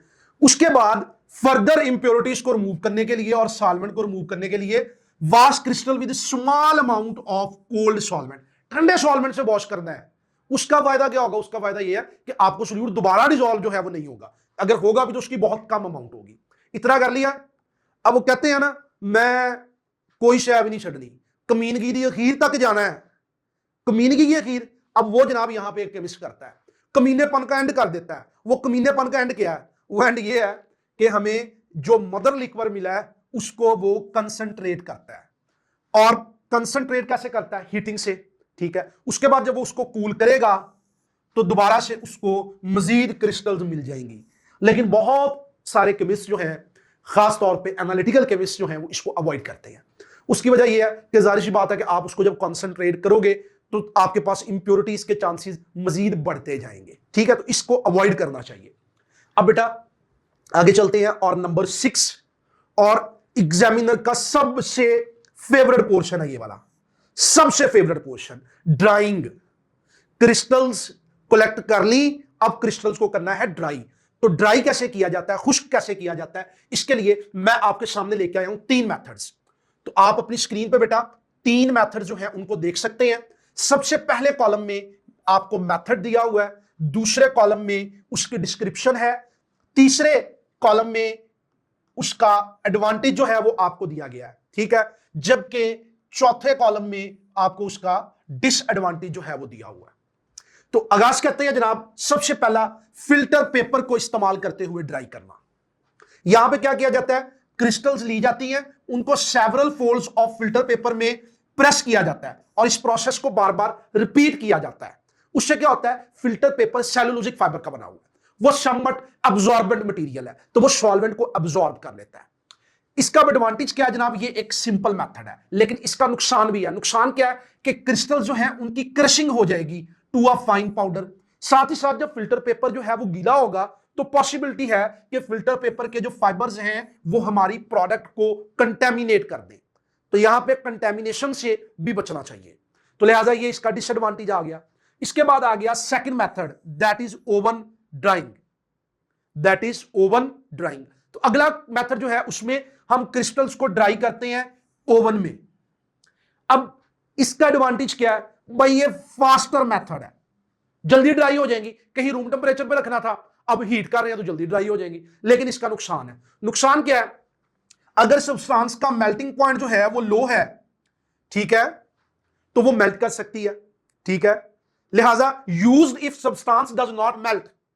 सेकंड थिंग, अगर उसका जो डीकंपोजिशन टेम्परेचर है वो 100 तक या 100 से बिलो है तो तब भी मसला बन जाएगा। तो लिहाजा यह मेथड सिर्फ तभी अप्लाई हो सकता है अगर सब्सटेंस मेल्ट ना करे 100 तक या 100 तक डीकंपोज ना हो। तो लिहाजा ओवन टेम्परेचर सेंसिटिव सब्सटेंसेस के लिए या वोलेटाइल सब्सटेंसेस के लिए इस्तेमाल किया नहीं जा सकता। इसके बाद जनाब हमारे पास आ जाता है number 3, vacuum distillation. Vacuum distillation में क्या किया जाता है, क्रिस्टल्स ले ली जाती हैं, उनको वाच ग्लास पे प्लेस कर दिया जाता है और वैक्यूम डेसिकेटर में ड्राई किया जाता है बाय यूजिंग ड्राइंग एजेंट। तो एग्जामिनर यहां से ड्राइंग एजेंट वाला जो पोर्शन है उसका फेवरेट है। तो कौन से कॉमन ड्राइंग एजेंट्स हैं, कैल्शियम क्लोराइड है, एनहाइड्रस। सिलिका जेल जो है इस पर्पस के लिए इस्तेमाल किया जा सकता है। फास्फोरस पेंटाऑक्साइड इस पर्पस के लिए इस्तेमाल किया जा सकता है। कंसंट्रेटेड सल्फ्यूरिक एसिड इस पर्पस के लिए इस्तेमाल किया जा सकता है। तो यहां पे जो है वो under the vacuum using drying agent जो है वो लो टेम्परेचर पे भी हम बड़े आराम से क्रिस्टल्स को ड्राई कर लेते हैं। तो ये सबसे सेफ और रिलायबल मेथड है। तो इसका एज सच हमारे पास कोई डिसएडवांटेज नहीं है। तो मैं दोबारा आपको बता रहा हूं कि ये जो थर्ड पोर्शन है इसको अच्छे तरीके से जो है प्रिपेयर करिएगा। एग्जामिनर जो है उसकी इस पे आंख है। अच्छा भाई आगे चलते हैं, एक और क्वेश्चन जो है वो शामिल करते हैं। और इंटरेस्टिंगली आप हैरान होंगे कि ये जो क्वेश्चन है ये हमारे पास टॉप ग्रेड ऐप में सिर्फ 28% स्टूडेंट्स का करेक्ट है। तो जल्दी से मुझे इस क्वेश्चन का आंसर कमेंट सेक्शन के अंदर बताओ। वीडियो को पॉज करो और इसका आंसर दो। क्वेश्चन है जी, which of the following is not a water absorber and dehydrating substance. इनमें से कौन सा वाटर एब्जॉर्बर भी नहीं है और डिहाइड्रेटिंग सब्सटेंस भी नहीं है। अगर अल्फा ऑप्शन की तरफ जाए, सिलिका जेल, ये तो वाटर एब्जॉर्बेंट होता है। Concentrated sulphuric acid dehydrating agent भी है ये तो साथ साथ। फास्फोरस पेंटाऑक्साइड ये भी हमारे पास जो है वो ना सिर्फ वाटर एब्जॉर्बर है, डिहाइड्रेटिंग एजेंट भी है। इसके बाद आ गया एक्वस कैल्शियम क्लोराइड। तो कैल्शियम क्लोराइड भी तो होता ही है ना वाटर एब्जॉर्बर। इसका मतलब इसके ये तो फिर हमने गलत कर दिया है एमसीक्यू। इसके तो फिर सारे जो ऑप्शन है वो सारे वाटर एब्जॉर्बर है। यस, यहां पे आप देखो ट्रैप हुए हो तुम। क्यों ट्रैप हुए हो, जो मैंने तुम्हें बताया, मैंने मेंशन तुम्हें किया था कैल्शियम क्लोराइड एनहाइड्रस। इधर क्या है, एक्वस कैल्शियम क्लोराइड। और भाई उसका पहले ही पानी के अंदर सोल्यूशन है और जब पहले ही पानी ने नहीं पाई है तो मजीद पानी कैसे अब्सॉर्ब करेगा। क्लियर हो गया। तो इसका मतलब ये जो है ये वाटर को अब्सॉर्ब नहीं कर सकता, तो लिहाजा आंसर आ गया डेल्टा। वो इस स्टेटमेंट को चेंज करके भी आपसे पूछ सकता है, वो कह सकता है all of the following are water absorber and dehydrating substances except, ठीक है, तो फिर भी हमारा आंसर क्या होगा, डेल्टा होगा। अच्छा बेटा अब आखिरी स्टेप, सातवां स्टेप, ठीक है, that is the decolourisation of undesirable colour. अब आपको पता चलता है कि जनाब आपके पास कोई जो कलर इंप्योरिटी है वो क्रिस्टल के अंदर आ गई है। इसके लिए अब आपको क्या करना है, आपको इस कलर्ड क्रूड सब्सटेंस को, इस कलर्ड क्रूड इंप्योरिटी को रिमूव करना है। तो आप क्या करोगे, आप उसमें सॉल्वेंट ऐड करोगे, और सबसे इंपॉर्टेंट बात, एग्जामिनर का favourite portion, animal charcoal add करोगे। मैंने कहा था ना रंग काट, ये भाई वो रंग काट है, इसको ऐड करोगे, हीट करोगे, ठीक है, बॉयल करोगे। उससे क्या होगा, जो कलर्ड इंप्योरिटीज हैं वो एनिमल चारकोल की एक्टिविटी की वजह से इस पे एब्जॉर्ब हो जाएंगी, ठीक है। उसके बाद जनाब आप इसकी हॉट फिल्ट्रेशन कर लो, आपको क्या मिल जाएगा, कलर हॉट फिल्ट्रेट, उसको ठंडा कर लो, और फाइनली आपको प्योर डीकलराइज क्रिस्टल मिल जाएगी। आपको आपकी स्क्रीन पे शुगर जो है वो नजर आ रही है, ठीक है, वो भी शुगर है, ये भी शुगर है। दोनों की अगर मैं बात करूं तो दोनों क्या है, सुक्रोज है, ठीक है। ये वो चीनी है जिसके जनाब आप चम्मच बढ़ बढ़ के शौक से खाते हैं, ठीक है। आजकल तो वैसे ही इसका जो है डॉक्टर्स भी बार बार जो है वो आके बता रहे हैं कि इनके कितने जो है ज्यादा नुकसान है, इसको लिमिट करें। अब इसकी अगर हम बात करें तो ये हमारे पास कौन सी फॉर्म है और ये कौन सी फॉर्म है, ये आप देख रहे हो कि क्रिस्टल क्लियर है, लेकिन ये जो है ये ब्राउन कलर की है। अब क्या फर्क है दोनों के अंदर, इसके अंदर कलर्ड इंप्योरिटीज हैं, ये रॉ केन शुगर से क्रिस्टलाइज करवाई गई है, जबकि जो ये है ये इसी का एक्वस सॉल्यूशन बना के उसमें जो है एनिमल चारकोल ऐड करके हीट करने के बाद क्रिस्टलाइजेशन कराई गई है। तो आप देख सकते हो कि ये जो है इसमें कलर्ड इंप्योरिटीज है और ये विदाउट कलर इंप्योरिटीज है, तो ये बेटा दोनों में फर्क है। इसके बाद जनाब हम चलते हैं हमारे आज के चौथे पॉइंट की तरफ, दैट इज सब्लिमेशन, अम्ले तस्ईद। हाँ ये क्या बात हो गई भाई, ये क्या होता है देखते हैं। अब बातें ना घूमने वाली हैं, और नहीं घूमती हैं, अभी परेशान हुई जा रहे हो। पहले तो थोड़ा सा एक्टिव हो जाओ, जल्दी से एक्टिव हो जाओ, एक्टिव हो जाओ, एक्टिव हो जाओ, एक्टिव हो जाओ, एक्टिव हो जाओ। क्या है सब्लिमेशन? सबसे पहले देखो मैंने तुम्हारे सामने रखे हैं 3 बीकर्स, 3 कंटेनर। पहले कंटेनर में जनाब मेरे पास है सॉलिड, दूसरे कंटेनर में मेरे पास है लिक्विड, और तीसरे कंटेनर में मेरे पास क्या है, गैस है। अब तवज्जो देनी मेरी बात पे, मैं अगर किसी सॉलिड को हीट करता हूं तो हीट करने पे क्या होगा, उसकी मेल्टिंग होगी और वो किस में चेंज हो जाएगा, वो चेंज हो जाएगा लिक्विड में। अगर मैं इसी लिक्विड को कूल करता हूं तो प्रोसेस होगा फ्रीजिंग, वो वापस किस में चेंज हो जाएगा, सॉलिड में। अब एक स्टेप आगे चलते हैं, अगर मैं इस लिक्विड की बात करूं तो this liquid can undergo evaporation और बॉइलिंग। इवेपोरेशन खुद ब खुद होती जाएगी, बॉइलिंग के लिए आपको इसको जो है वो हीट करना पड़ेगा। तो ये किस में चेंज हो जाएगा, ये चेंज हो जाएगा गैस में। अब इस गैस को कूल करके थ्रू कंडेंसेशन प्रोसेस आप वापस किस में चेंज कर सकते हो, लिक्विड में चेंज कर सकते हो।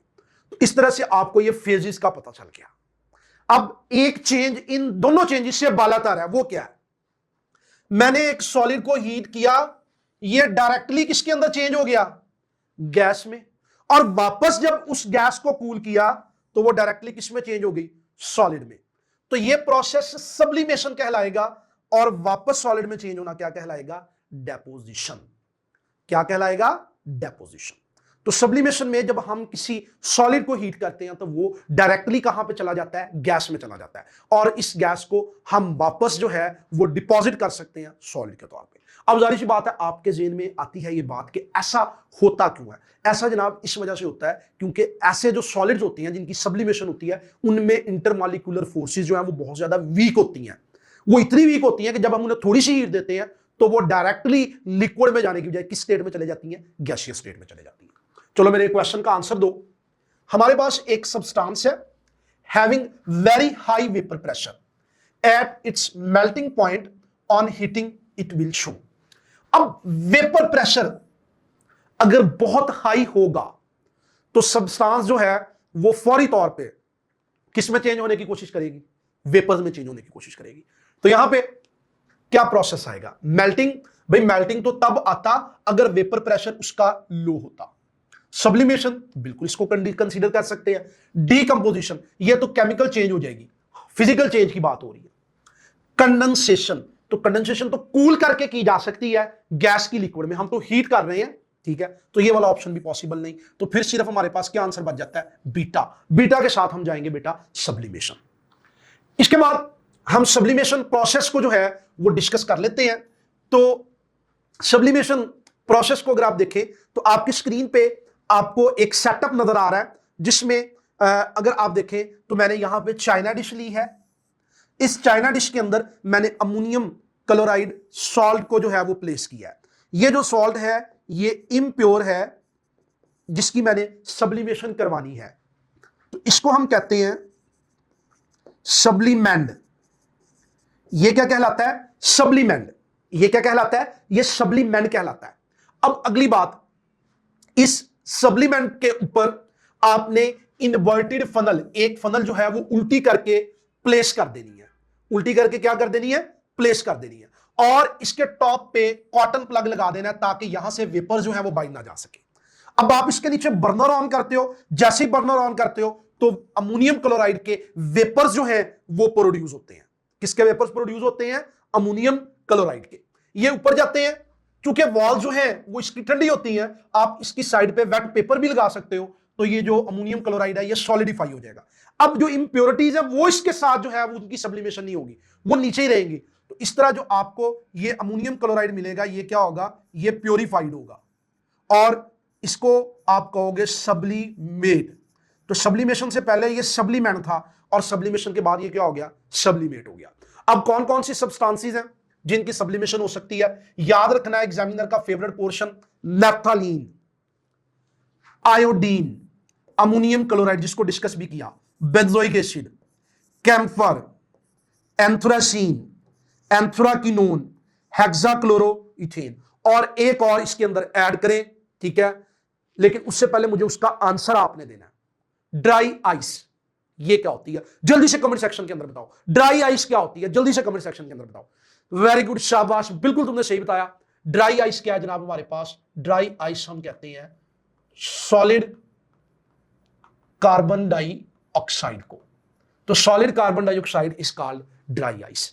तो इसकी भी सब्लिमेशन हो सकती है। अच्छा भैया, अभी क्वेश्चन शामिल करते हैं।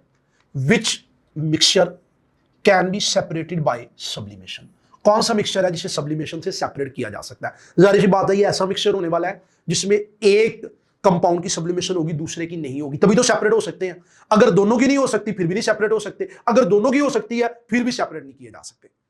तो पहला जनाब सोडियम क्लोराइड एंड सैंड, दोनों की सब्लिमेशन होती नहीं है। उसके बाद ammonium chloride and table salt, ammonium chloride की होती है, टेबल सॉल्ट की नहीं होती। आयोडीन एंड नैप्थलीन दोनों की होती है। बेंजोइक एसिड एंड कैम्फर दोनों की होती है। जी मैंने क्या बताया? एक की होगी और दूसरे की नहीं होगी, तभी तो सेपरेट होंगे सब्लिमेशन पे। तो the correct answer will be beta. हाँ जी, किस किसने कमेंट सेक्शन के अंदर आंसर किया? शाबाश। इसका मतलब मेरा बच्चा इन 50% स्टूडेंट्स में से है जिनका ये आंसर ठीक है। इस तरह के मजे मजे वाले क्वेश्चन अटेम्प्ट करने के लिए फौरी तौर पे बेटा अभी topgrade.pk विजिट करें और साइन इन करें हमारी ऐप पे। आपको इस तरह के बड़े मजे मजे के क्वेश्चन जो है वो मिलेंगे। अच्छा जनाब, आगे चलते हैं और हमारे पास आज का फिफ्थ मेथड जो है वो आ जाता है, दैट इज सॉल्वेंट एक्सट्रैक्शन। जी बेटा, नंबर 5 पे हमारे पास है सॉल्वेंट एक्सट्रैक्शन। अब ये एक और मेथड है एक्सट्रैक्ट करने का, लेकिन मेथड ना बड़ा जो है वो ट्रिकी मेथड है। थोड़ा सा ना मुझे आपकी तवज्जो जो है वो चाहिए, ठीक है।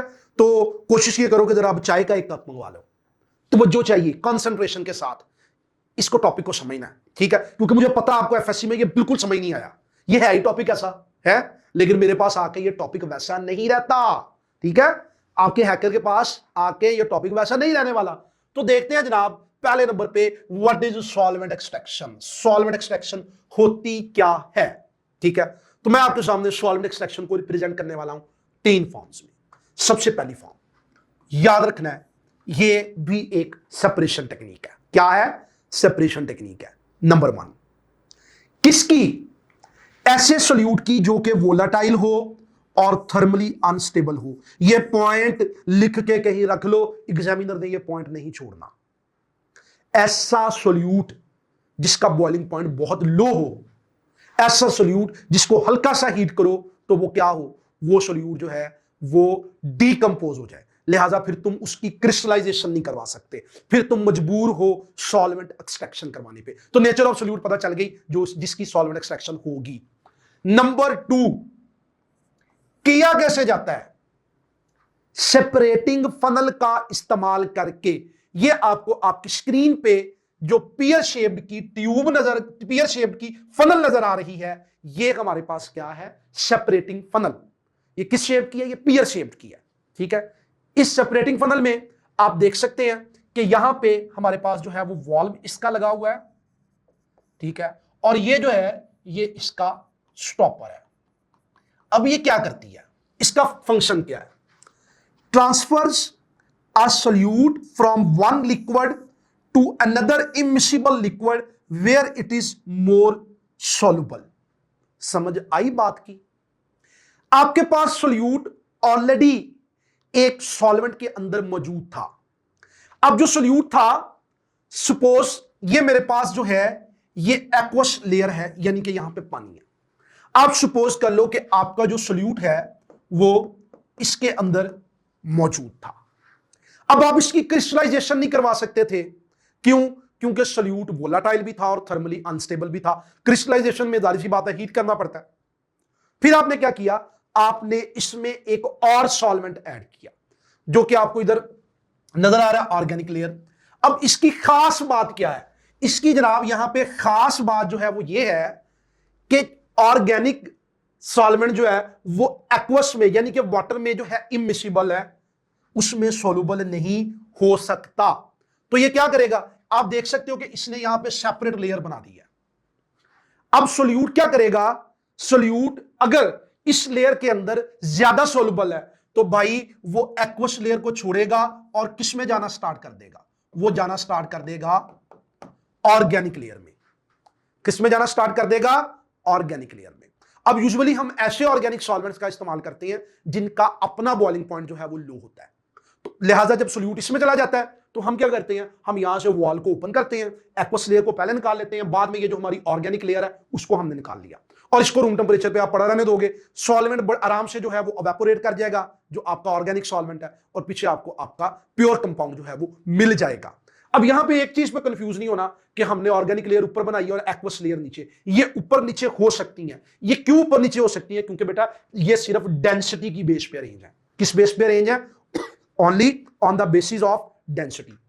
अब बेटा तीसरी बात, इंपॉर्टेंट बात, ये किसको फॉलो करता है? डिस्ट्रीब्यूशन लॉ या पार्टीशन लॉ?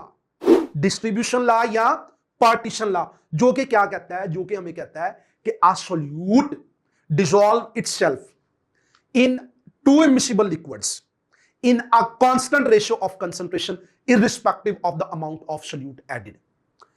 एक सोल्यूट अपने आप को डिस्ट्रीब्यूट करता है दो सॉल्वेंट्स के दरमियान कांस्टेंट रेशियो ऑफ कंसंट्रेशन पे। यानी कि आप यहां पे जो फोकस कर रहे हो, सोल्यूट एक्वस लेयर से ऑर्गेनिक लेयर में जा रहा है। एक स्टेज आएगी कि ऑर्गेनिक लेयर से वापस एक्वस लेयर में भी आना शुरू हो जाएगा। इसका मतलब यह है कि यहां पे अब हमारे पास दो प्रोसेस हो गए।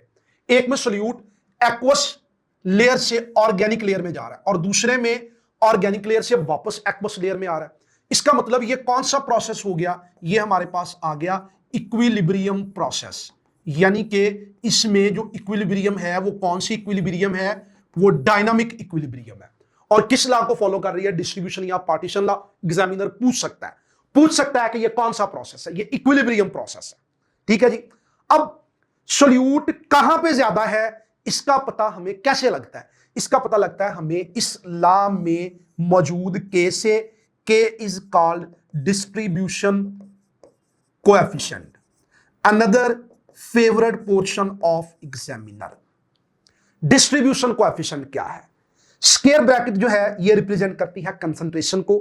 सोल्यूट की कंसंट्रेशन ऑर्गेनिक फेज में डिवाइडेड बाय सोल्यूट की कंसंट्रेशन एक्वस फेज में। सोल्यूट की कंसंट्रेशन एक्वस फेज में। अब यहां पे जो है वो दो बातें जो है अच्छी तरह से याद कर रख लेनी है। पहली बात, अगर के की वैल्यू जो है वो ग्रेटर देन 1 है, इसका मतलब यह है कि जो ऑर्गेनिक फेज है इसमें मोर सोल्यूट सोलुबल है। सोल्यूट किस फेज में ज्यादा सोलुबल है? ऑर्गेनिक फेज में। लेकिन अगर नंबर 2 के की वैल्यू लेस देन 1 है तो इसका मतलब है कि सोल्यूट एक्वस फेज में मोर सोलुबल है, या आप वाइस वर्सा कर सकते हो कि ऑर्गेनिक फेज में कम सोलुबल है। तो इस तरह डिस्ट्रीब्यूशन कोएफिशिएंट की वैल्यू से हम अंदाजा लगा सकते हैं कि सोल्यूट की ज्यादा अमाउंट जो है वो किसके अंदर रहनी है, वो एक्वस फेज में रहेगी या ऑर्गेनिक फेज में। अगर ग्रेटर देन 1 है तो फिर ऑर्गेनिक फेज में, अगर लेस देन 1 है तो फिर किस फेज में? एक्वस फेज में। ठीक है, इसलिए अब चूंकि ये इक्विलिब्रियम प्रोसेस है और हमेशा आपको फिक्स रेशो में अमाउंट मिलनी है, इसलिए सॉल्वेंट का स्मॉल वॉल्यूम इस्तेमाल करते हुए सॉल्वेंट एक्सट्रैक्शन को बार बार रिपीट करना ज्यादा बेहतर है, बजाय ये कि आप एक ही दफा लार्ज वॉल्यूम इस्तेमाल करें। लार्ज वॉल्यूम इस्तेमाल करेंगे तो उसका अल्टीमेटली आपको नुकसान होगा, क्योंकि उसने कांस्टेंट रेशियो ऑफ कंसंट्रेशन के अंदर जाना है। तो जो के है इसकी वैल्यू प्योरली किस पे डिपेंड करती है? टेंपरेचर पे डिपेंड करती है। ठीक है, इसको सोल्यूट की कंसंट्रेशन अफेक्ट नहीं कर सकती। ठीक है, क्योंकि सोल्यूट दोनों में एक फिक्स टेंपरेचर पे कांस्टेंट रेशियो ऑफ कंसंट्रेशन के अंदर जाता है। अब बेटा एक क्वेश्चन जो है यहां पे शामिल करते हैं, solvent extraction is a process. तो सॉल्वेंट एक्सट्रैक्शन जो है ये कौन सा प्रोसेस है? एक्सोथर्मिक, एंडोथर्मिक, इक्विलिब्रियम या नॉन इक्विलिब्रियम? जल्दी से पॉज करो और कमेंट सेक्शन के अंदर मुझे आंसर दो। Yes, you are right, like the 67% top gradients, it's equilibrium process. ये कौन सा प्रोसेस है? इक्विलिब्रियम प्रोसेस है। साथ ही साथ याद रखना है ये कौन से लॉ को ओबे करता है, फॉलो करता है? डिस्ट्रीब्यूशन या पार्टीशन लॉ को। अच्छा जी, एक और क्वेश्चन शामिल करते हैं, इंपॉर्टेंट क्वेश्चन है, ई कैट का पास क्वेश्चन है। Distribution law in a solvent extraction is ratio of solute in water, सिर्फ पानी में? No. Ratio of solute in an organic solvent, सिर्फ ऑर्गेनिक सॉल्वेंट में? No. Ratio of solute in both solvent, ये बात ठीक है। Delta none of this apply नहीं हो सकता, तो किसके साथ जाएंगे? चार्ली के साथ जाएंगे। और बेटा आपने कमेंट सेक्शन के अंदर बगैर कहे आंसर दिया, शाबाश। इसका मतलब कि मेरा बच्चा अगर ई कैट के एग्जाम में बैठा होता तो तब उसका ये क्वेश्चन जो है ठीक होता, दोबारा भी आ जाए तो इंशाल्लाह ताला ठीक होगा। अच्छा बेटा, अब मैं आपके सामने रख रहा हूं आयोडीन एक्सट्रैक्शन को। ये जनाब, अब आयोडीन एक्सट्रैक्शन क्या है? मैंने आयोडीन को एक्सट्रैक्ट करना है, तो आपको आपकी स्क्रीन पे एक स्ट्रक्चर्ड लेआउट नजर आ रहा है, तो मैं पहले स्टार्ट करता हूं यहां से। सबसे पहले जनाब मेरे पास जो है इनिशियल स्टेट में एक्वस ट्राई आयोडाइड आयन का जो है वो सोल्यूशन है। तो ये मेरे पास जो है वाटर है, वाटर में जो आयोडीन है वो नॉन पोलर होने की वजह से इनसोल्युबल होती है। तो लिहाजा मैं क्या करता हूं, मैं इसमें फिर पोटेशियम आयोडाइड ऐड कर देता हूं। तो पोटेशियम आयोडाइड जो है वो आयोडाइड आयन जो है वो जनरेट करता है, जो कि आयोडीन के साथ रिएक्ट करके ट्राई आयोडाइड आयन बना देता है, जिसकी वजह से अब चूंकि ये आयन बन गया तो it will become water soluble. अब इसका वाटर के अंदर कलर क्या है? इसका बेटा अगर आप वाटर के अंदर कलर देखो तो इसका वाटर के अंदर कलर जो है वो ब्राउन कलर है। इसका वाटर के अंदर क्या कलर है? ब्राउन कलर है। वाटर जो है वो ब्राउन कलर का है। दूसरी तरफ जो मैं अपना ऑर्गेनिक सॉल्वेंट लेने जा रहा हूं वो कार्बन टेट्राक्लोराइड है। ये आपको क्लियरली नजर आ रहा है कि ये इस वक्त कलरलेस है, इसका कोई कलर नहीं है। मैं क्या करता हूं, मैं आयोडीन मॉलिक्यूल्स को जो है वो लेता हूं सेपरेटिंग फनल के अंदर, इसमें कार्बन टेट्राक्लोराइड जो है वो ऐड करता हूं, इन दोनों को शेक करता हूं।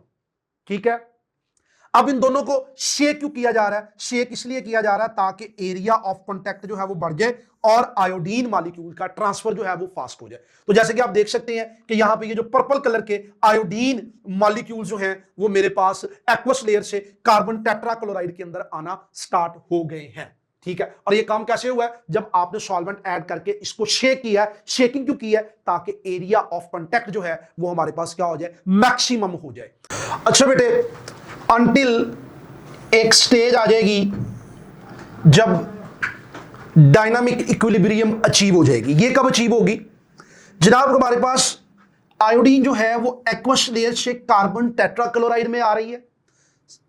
सिमिलरली आयोडीन कार्बन टेट्राक्लोराइड से एक्वस लेयर में जा रही है। तो डायनामिक इक्विलिब्रियम अचीव हुई जब दोनों के रेट जो हैं वो एक दूसरे के इक्वल हो गए। अब बेटा आप इसको फिजिकली भी ऑब्जर्व कर सकते हो। वो कैसे? वो आप ऐसे ऑब्जर्व करोगे कि जो एक्वस लेयर है उसमें आयोडीन का जो ब्राउन कलर है वो फेड होना शुरू हो जाएगा। जैसे कि आप यहां पे देख सकते हो कि इधर इसका कलर कितना डार्क ब्राउन था और यहां पे इसका कलर जो है ये फेड हो चुका है। सिमिलरली इसका जो पर्पल कलर है ये अपीयर होना शुरू हो जाएगा कार्बन टेट्राक्लोराइड में। तो यहां पे अगर आप देखो तो ये जो पर्पल लेयर हमने मेंशन किया basically it is carbon tetrachloride layer. ये जो पर्पल लेयर है ये हमारे पास क्या है? ये कार्बन टेट्राक्लोराइड लेयर है।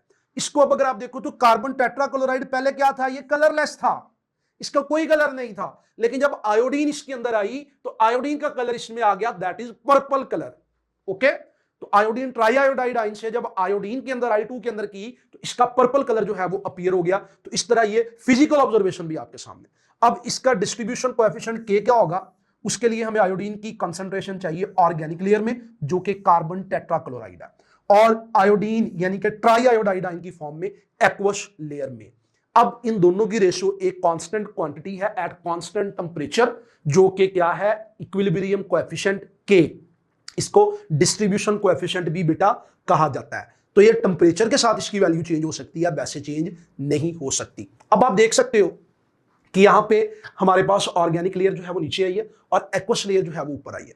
बेटा ये डिपेंड करता है सॉल्वेंट की डेंसिटी पे, ठीक है? कोई भी लेयर ऊपर आ सकती है, कोई भी लेयर नीचे आ सकती है। जिस तरह आयोडीन एक्सट्रैक्शन है इस तरह लैब के अंदर मोस्ट कॉमनली यूज होने वाली जो एक्सट्रैक्शन है वो डाई इथाइल ईथर एक्सट्रैक्शन है, जहां पे हम डाई इथाइल ईथर को एज अ सॉल्वेंट इस्तेमाल करते हैं। अच्छा बेटा अब चलते हैं हम आगे और नंबर 6 पे हम डिस्कस करेंगे क्रोमेटोग्राफी को। क्रोमेटोग्राफी सबसे इंपॉर्टेंट टेक्निक, अच्छे तरीके से अटेंटिव हो जाओ, ठीक है? इसको आपने समझना है तवज्जो के साथ। अगर आपको इसका कुछ भी आता है तो मुझे फौरी तौर पे कमेंट सेक्शन के अंदर बताओ। बेटा ये वो टॉपिक है आपने इसका प्रैक्टिकल भी परफॉर्म किया फिर भी आपको समझ नहीं आई, आज समझ लो, यकीन करो सुखी हो जाओगे। बहुत आसान टॉपिक है, इंटरेस्टिंग टॉपिक है, अमेजिंग टॉपिक है। आगाज करते हैं, सबसे पहले समझने की कोशिश करते हैं कि भाई ये क्रोमेटोग्राफी है क्या, ये क्यों है, ये कैसे है, इसका मकसद क्या है। तो बेटा पहली चीज, ये जो वर्ड क्रोमेटोग्राफी है ये एक ग्रीक वर्ड से ड्राइव है जिसका लफ्जी मतलब होता है कलर राइटिंग, रंगों से लिखना। इस बात को याद रखना है, वर्ड ग्रीक है, किस वर्ड से ड्राइव है, इसका मीनिंग क्या, एग्जामिनर पूछेगा। नेक्स्ट, अब मैं इसको 3 पार्ट्स के अंदर डिस्कस करूंगा। सबसे पहला पार्ट, इसका काम क्या है, इसका फंक्शन क्या है? Separation of components of mixture. ये एक मिक्सचर के कंपोनेंट्स को सेपरेट करती है। किस बेस पे? किस बेस पे सेपरेट करती है? इसके पास 2 वेपन्स हैं। Weapon A stationary phase, weapon B mobile phase. अब ये दोनों वेपन हैं क्या? स्टेशनरी फेज या तो सॉलिड होती है या फिर लिक्विड। एग्जाम्पल हम एल्यूमिना या सिलिका वगैरह ले लेते हैं। जबकि मोबाइल फेज या तो लिक्विड है या गैस है। एग्जाम्पल हम ले लेते हैं एसीटोन या वाटर वगैरह। ये तो पता चल गया इसके 2 वेपन है। ये दोनों वेपन यूज कैसे करते हैं हम, पर्पस क्या है? इन वेपन्स को समझने से पहले ना मैं आपको एक कहानी सुनाता हूं। बेटा आप सपोज इस वक्त आप बैठे हैं लाहौर में, आपका कजन है नुमान और दूसरा कजन है आपका हुजैफा। अब आप कहते हो कि जनाब हम तीनों ने घूमने फिरने जाना है मरी। अब आपके पास जो है 1000 है, नुमान के पास जो है वो 800 है और हुजैफा के पास जो है वो 600 है। आप जाते हो और बस में सवार हो जाते हो जो मरी जा रही है। अब मरी तक का जो फेयर है वो सपोज 2000 है। अब अगर फोकस करो तो रोड जो है जिस पे बस मूव कर रही है वो अपनी जगह पे फिक्स है, साकन है, वो मूव नहीं कर रहा। यानी मैं कह सकता हूं कि रोड भी मेरी स्टेशनरी फेज की तरह स्टेशनरी है, मूव नहीं कर रहा। अब जो बस जिस पे आप तीनों बैठे हो वो उस पे मूव कर रही है, वो क्या है? वो है मोबाइल फेज। इसका मतलब मोबाइल फेज स्टेशनरी फेज के ऊपर फ्लो करती है, स्टेशनरी फेज के ऊपर मूव करती है। क्लियर? अगली बात, अब क्या हुआ? अब हुआ कि जब कोई 20% रास्ता कवर हुआ ना, तो बस वाले ने हुजाफा को उतार दिया। हुजाफा कहता क्यों मुझे उतारा? कहता तेरा किराया पूरा हो गया, दबा हो जा। चलो ठीक है, बस मजीद आगे चली। जैसे कोई 30% डिस्टेंस कवर हुआ, उसने नुमान को भी उतार दिया। नुमान कहता मुझे क्यों उतारा? कंडक्टर कहता अच्छा क्या है, तेरा भी किराया पूरा हो गया। ठीक है, बस फिर चल पड़ती है। अब जैसे ही डिस्टेंस 40% कवर होता है, बस आपको भी उतार देती है। आप भी कहते हो क्यों मुझे क्यों उतारा? वो कहता पहले दोनों को जवाब दे दिया ना, चल चुप करके उतर जा। आपको मजबूर होकर उतरना पड़ता है। अब यहां पे वो क्या बेसिस थी कि वो आपको मरी तक नहीं लेके गया? रीजन ये थी कि आपके पास मरी तक का फेयर नहीं था। लिहाजा यहां पे भी अब जो कंपोनेंट है मिक्सचर के, वो कोई किराया लेकर तो मोबाइल फेज में जाएंगे नहीं। वो किराया लेकर तो नहीं जा रहे मोबाइल फेज में। उनके पास क्या है? उनके पास है अफिनिटी, उनकी रिलेटिव एफिनिटी। किसके लिए? मोबाइल फेज के लिए और स्टेशनरी फेज के लिए। तो एक मिक्सचर के जो कंपोनेंट सेपरेट होते हैं वो किस बेस पे होते हैं? उनकी रिलेटिव अफिनिटी की बेस पे, स्टेशनरी फेज के लिए और मोबाइल फेज के लिए। क्लियर हो गया? तो जो मोबाइल फेज है वो स्टेशनरी फेज पे फ्लो करती है, और जैसे जैसे अफिनिटी चेंज होती है कंपोनेंट्स की, वो वैसे वैसे सेपरेट होते चले जाते हैं। अगली बात बेटा, सेकंड बात, ये किस पे डिपेंड करती है? जस्ट लाइक सॉल्वेंट एक्सट्रैक्शन, ये डिपेंड करती है डिस्ट्रीब्यूशन या पार्टीशन लॉ पे। तो यहां पे भी हम डिस्ट्रीब्यूशन कोएफिशिएंट के को देखेंगे, लेकिन यहां पे जो डिस्ट्रीब्यूशन कोएफिशिएंट के है, ये कंसंट्रेशन ऑफ सोल्यूट है in mobile phase to concentration of solute in stationary phase. यहां भी ये जो के है, ये टेम्परेचर डिपेंडेंट है, और इसकी वैल्यू से भी हमें इंपॉर्टेंट इंफॉर्मेशन मिलती है कि जो हमारा सोल्यूट है वो मोबाइल फेज में रहना पसंद करता है या स्टेशनरी फेज में। अब यहां पे भी दो कंडीशंस हैं। इफ के वैल्यू इज ग्रेटर देन 1, तो इसका मतलब यह है कि जो सोल्यूट है इसकी ज्यादा कॉन्सेंट्रेशन जो है वो किसके अंदर है? इसकी जो ज्यादा कॉन्सेंट्रेशन है वो किस में है? वो मोबाइल फेज में है। सिमिलरली नंबर 2, इफ के इज लेस देन 1, तो इसका मतलब है कि सोल्यूट की ज्यादा कंसंट्रेशन जो है वो किस फेज में है? वो स्टेशनरी फेज में है। तो ये बेटा बात अच्छे तरीके से आपने याद कर लेनी है कि जो डिस्ट्रीब्यूशन या पार्टीशन लॉ है, इस पे सिर्फ सॉल्वेंट एक्सट्रैक्शन नहीं बल्कि क्रोमेटोग्राफी भी डिपेंड करती है। अब थर्ड नंबर पे आपको जो बात पता होनी चाहिए वो इसकी टाइप्स है। इसकी दो टाइप्स हैं। एक टाइप इसकी है एब्जॉर्प्शन क्रोमेटोग्राफी, और बेटा दूसरी टाइप इसकी क्या है?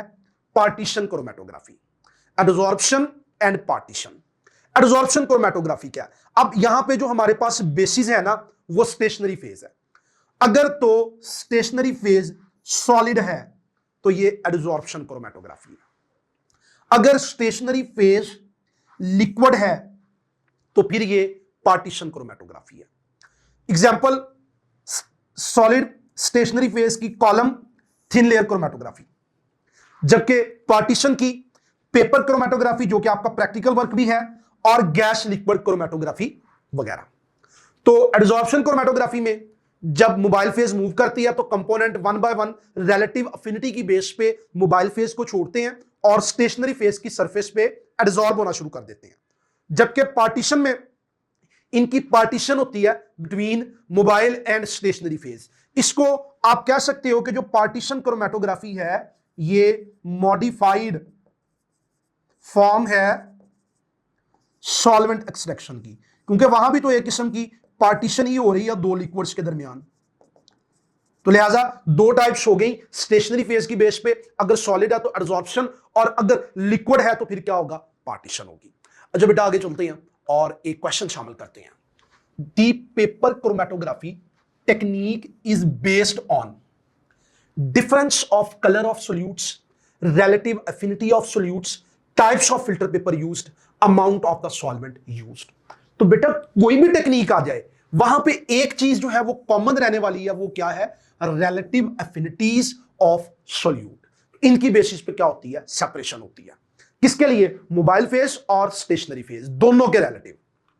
अब बेटा हम डिस्कस करते हैं पार्टीशन क्रोमेटोग्राफी की टाइप को, दैट इज पेपर क्रोमेटोग्राफी। याद रखना है, क्वेश्चन एग्जामिनर पूछ सकता है कि paper chromatography is a type of, it is a type of partition chromatography. अब जनाब यहां पे इसकी जो मेथोडोलॉजीज हैं वो 3 तरह की हैं। नंबर 1 असेंडिंग, ये डिपेंड करती है कि जो direction of flow of solvent है वो क्या है। यहां पे जो आपको नजर आ रही है ये डायग्राम, ये असेंडिंग टेक्निक की है। इसमें सॉल्वेंट जो है वो बॉटम से अप साइड पे जाता है। डिसेंडिंग टेक्निक की बात करें तो डिसेंडिंग में जो सॉल्वेंट है वो टॉप टू बॉटम आता है और कंपोनेंट से सेपरेट हो जाते हैं। सिमिलरली रेडियल या सर्कुलर की बात करें तो रेडियल या सर्कुलर में जो है वो हमारे पास सॉल्वेंट डिसेंडिंग या असेंडिंग दोनों ऑर्डर्स के अंदर आ सकता है, depend upon the technique used. ठीक है, तो इसमें हम सर्कुलर फिल्टर पेपर लेके जो है वो उसको यूटिलाइज करते हैं। तो यूजुअली इस टेक्निक को दोनों तरह से जो है वो परफॉर्म किया जा सकता है। अब मैं पर्टिकुलरली इस टेक्निक की बात कर लेता हूं। सबसे पहले जो है यहां पे मेरे बच्चों आपको जो है वो नजर आ रहा है एक जार। इस जार को कहते हैं chromatographic tank. It is called chromatographic tank, जिसके अंदर क्रोमेटोग्राफी करवाई जाती है। अब सपोज मैं आपको कहता हूं कि आपके पास है मिक्सचर ऑफ इंक्स, इनको सेपरेट करो। अब जाहिर सी बात है मिक्सचर ऑफ इंक है तो उसमें पर्टिकुलर कलर्स की इंक हम ले लेते हैं, जैसे कि for example red, green, blue, orange. हम 4 इंक्स का मिक्सचर ले लेते हैं। क्लियर? अब हमने क्या करना है जनाब, हमने लेनी है एक फिल्टर पेपर की स्ट्रिप। ठीक है, इट्स वर्समैन क्रोमेटोग्राफिक पेपर नंबर 1। अब ये जो स्ट्रिप है इसके लिए हम कुछ कंडीशंस अप्लाई कर सकते हैं, जैसे कि इस स्ट्रिप की जो लेंथ है हम कहते हैं जी ये हमने लेनी है 20 सेंटीमीटर। 20 सेंटीमीटर। इसकी जो विड्थ है वो हम ले लेते हैं 2 सेंटीमीटर। अब अगला काम मैंने क्या करना है, मैंने मिक्सचर ऑफ इंक्स का इस पे ये स्पॉट लगा दिया। ये स्पॉट किसका है? मिक्सचर ऑफ इंक्स का। अब मैंने क्या किया, मैंने ले ली मोबाइल फेज। ये मेरी क्या आ गई? मोबाइल फेज आ गई। ये मोबाइल फेज मेरे पास एक सॉल्वेंट हो सकता है, सॉल्वेंट का मिक्सचर हो सकता है जिसमें हमारे ये जो कंपोनेंट्स हैं ये सॉल्युबल हों। Is that clear? अब अगली बात, ठीक है, ये आ गई जनाब मेरे पास क्या आ गई? मोबाइल फेज आ गई। अब ये जो पेपर की स्ट्रिप है, इस पेपर स्ट्रिप में स्टेशनरी फेज क्या है याद रखना है। What is stationary phase? Water absorbed on paper acts as stationary phase। ये वो मिस्टेक है बच्चे जो बच्चे करते हैं, यहां से एग्जामिनर आपको ट्रैप करेगा। मैंने पहले बताया ये किसकी टाइप है? पार्टीशन क्रोमेटोग्राफी की, जिसमें स्टेशनरी फेज लिक्विड होती है। बच्चे समझ लेते हैं जो फिल्टर पेपर की स्ट्रिप है ये स्टेशनरी फेज है, नहीं। इस पे जो वाटर एब्जॉर्ब हुआ है वो क्या है? वो है स्टेशनरी फेज। फिल्टर पेपर सिर्फ उसको सरफेस प्रोवाइड कर रहा है। अब क्या करेंगे आप? अब जनाब आप इसको यहां से स्लाइटली डिप कर देंगे, किसमें? मोबाइल फेज में। ठीक है, कितना डिप करना है? 5 to 6 मिलीमीटर, ताकि आपका ये जो स्पॉट है ना यहां पे, ये स्पॉट नहीं डिप होना चाहिए, ये स्पॉट नहीं डिप करना चाहिए। अब कैपिलरी एक्शन के थ्रू ये ऊपर जाना स्टार्ट करेगा। अब जब ये ऊपर जाना स्टार्ट करेगा तो depending upon the relative affinity, red colour सबसे नीचे रह गया, ग्रीन से ऊपर चला गया, ब्लू से ऊपर चला गया और ऑरेंज कलर जो है वो सबसे ऊपर जो है वो चला गया। जबकि जहां तक सॉल्वेंट जाएगा उसको क्या कहेंगे? उसको कहेंगे सॉल्वेंट फ्रंट। तो इस तरह से चूंकि जो मोबाइल फेज और स्टेशनरी फेज है उसके लिए अफिनिटी चारों कलर्स की डिफरेंट थी, चारों डिफरेंट केमिकल कंपाउंड्स थे, वो क्या हो गए? सेपरेट हो गए। अच्छा बेटा क्वेश्चन शामिल करते हैं। In paper chromatography the stationary phase is water absorbed in paper, filter paper, organic liquid, none of these. तो बेटा the correct answer is filter paper है ना? नहीं नहीं नहीं, बिल्कुल तुमने सही कहा, फिल्टर पेपर नहीं है, water absorbed in the paper. अक्सर बच्चे बेटा इस ट्रैप में आके ये जो है क्वेश्चन गलत करते हैं। यहां पे जो मॉइस्चर एब्जॉर्ब है, वाटर एब्जॉर्ब है फिल्टर पेपर पे, वो एक्ट करता है स्टेशनरी फेज के तौर पे। इसलिए पेपर क्रोमेटोग्राफी को किसके अंदर रखा गया है? पार्टीशन क्रोमेटोग्राफी में, क्योंकि इसमें स्टेशनरी फेज लिक्विड है। अच्छा बेटा आगे चलते हैं और इंपॉर्टेंट टर्म देखते हैं। नंबर 2 पे हमारे पास है डेवलपमेंट ऑफ क्रोमेटोग्राम। ये अब जो डेवलपमेंट ऑफ क्रोमेटोग्राम है, ये क्या? पहली चीज क्रोमेटोग्राम क्या है? ठीक है, अगर मैं आपको वापस लेके जाऊं तो आप देखो कि ये जो फिल्टर पेपर की स्ट्रिप है, जिसपे आपने सारे कलर जो हैं वो सेपरेट कर लिए हैं, ये अब फिल्टर पेपर की स्ट्रिप क्या कहलाएगी? ये फिल्टर पेपर की स्ट्रिप कहलाएगी क्रोमेटोग्राम। अब बाजुकात ऐसे होता है कि हमारे पास जो सब्सटेंसेस हैं उसमें तो कलर्ड थी, लेकिन बहुत सारे ऑर्गेनिक कंपाउंड्स जो हैं वो कलर्ड नहीं होते, बहुत सारे इनऑर्गेनिक कंपाउंड्स या आइंस जो हैं वो कलर्ड नहीं होते। तो फिर क्या किया जाता है? फिर उनका जो क्रोमेटोग्राम है उसको डेवलप किया जाता है, उसको विजुअलाइज करवाया जाता है। उसके हमारे पास दो मेथड है। पहला मेथड है केमिकल मेथड, और जो दूसरा मेथड है वो हमारे पास है फिजिकल मेथड। दोनों मेथड्स में डिफरेंस जो है वो क्या है? पहला मेथड केमिकल मेथड, इसमें हम केमिकली जो है उनको कलर्ड बनाते हैं। जैसे कि फॉर एग्जांपल हम H2S का इस्तेमाल कर सकते हैं। यह अमूमी तौर पे होता है हमारे पास लेड आइंस और कैडमियम आइंस के लिए, ठीक है? तो इनके जो सल्फाइड है वो कलर्ड होते हैं। इसी तरह निन हाइड्रोजन का इस्तेमाल किया जाता है। ये पर्टिकुलरली इस्तेमाल होते हैं अमाइनो एसिड्स के लिए। इसके बाद आ जाता है जनाब हमारे पास रुबीनिक एसिड। रुबीनिक एसिड पर्टिकुलरली इस्तेमाल किया जाता है निकल,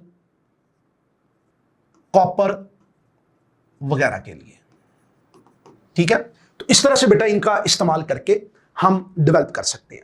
सेकंड है फिजिकल मेथड। फिजिकल मेथड में क्या किया जाता है? या तो जनाब उनको आप हीट कर दें, या फिर उन पे अल्ट्रावायलेट रेडिएशन थ्रो की जाती है, जिसकी वजह से वो क्या होते हैं? वो विजिबल हो जाते हैं, ठीक है?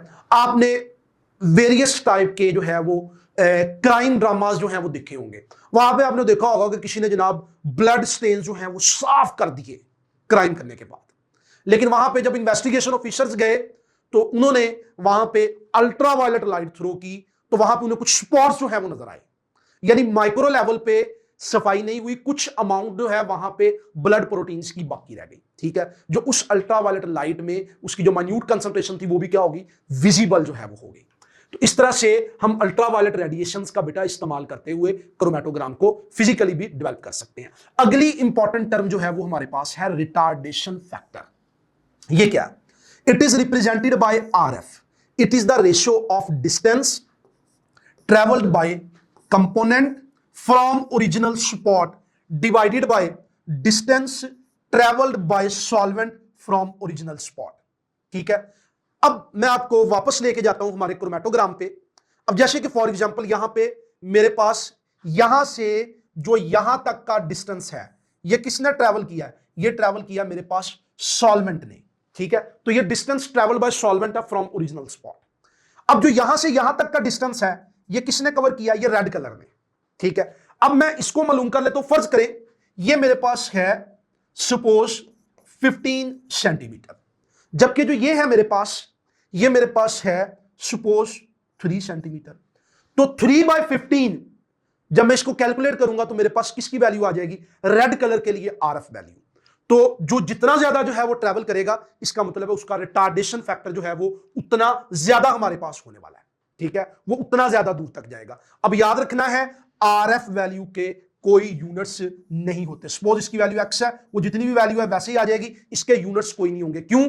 फर्ज कर लें मैं ये डिस्टेंस सेंटीमीटर में ले रहा हूं, तो दोनों सिमिलर क्वांटिटीज की रेशोज हैं, इसलिए इनके कोई यूनिट्स नहीं होंगे। साथ ही साथ याद रखना है कि जो RF वैल्यू है वो कभी भी ग्रेटर देन 1 नहीं हो सकती। वजह यह है कि ऐसा पॉसिबल ही नहीं कि जो सोल्यूट है वो सॉल्वेंट फ्रंट से ऊपर चला जाए। वो उसके साथ साथ तो जा सकता है, कभी उससे अबाव नहीं जा सकता। तो चले जनाब, अब आपके लिए नेक्स्ट हमने रखी है इसकी एप्लीकेशंस। एप्लीकेशंस में क्या है जनाब हमारे पास?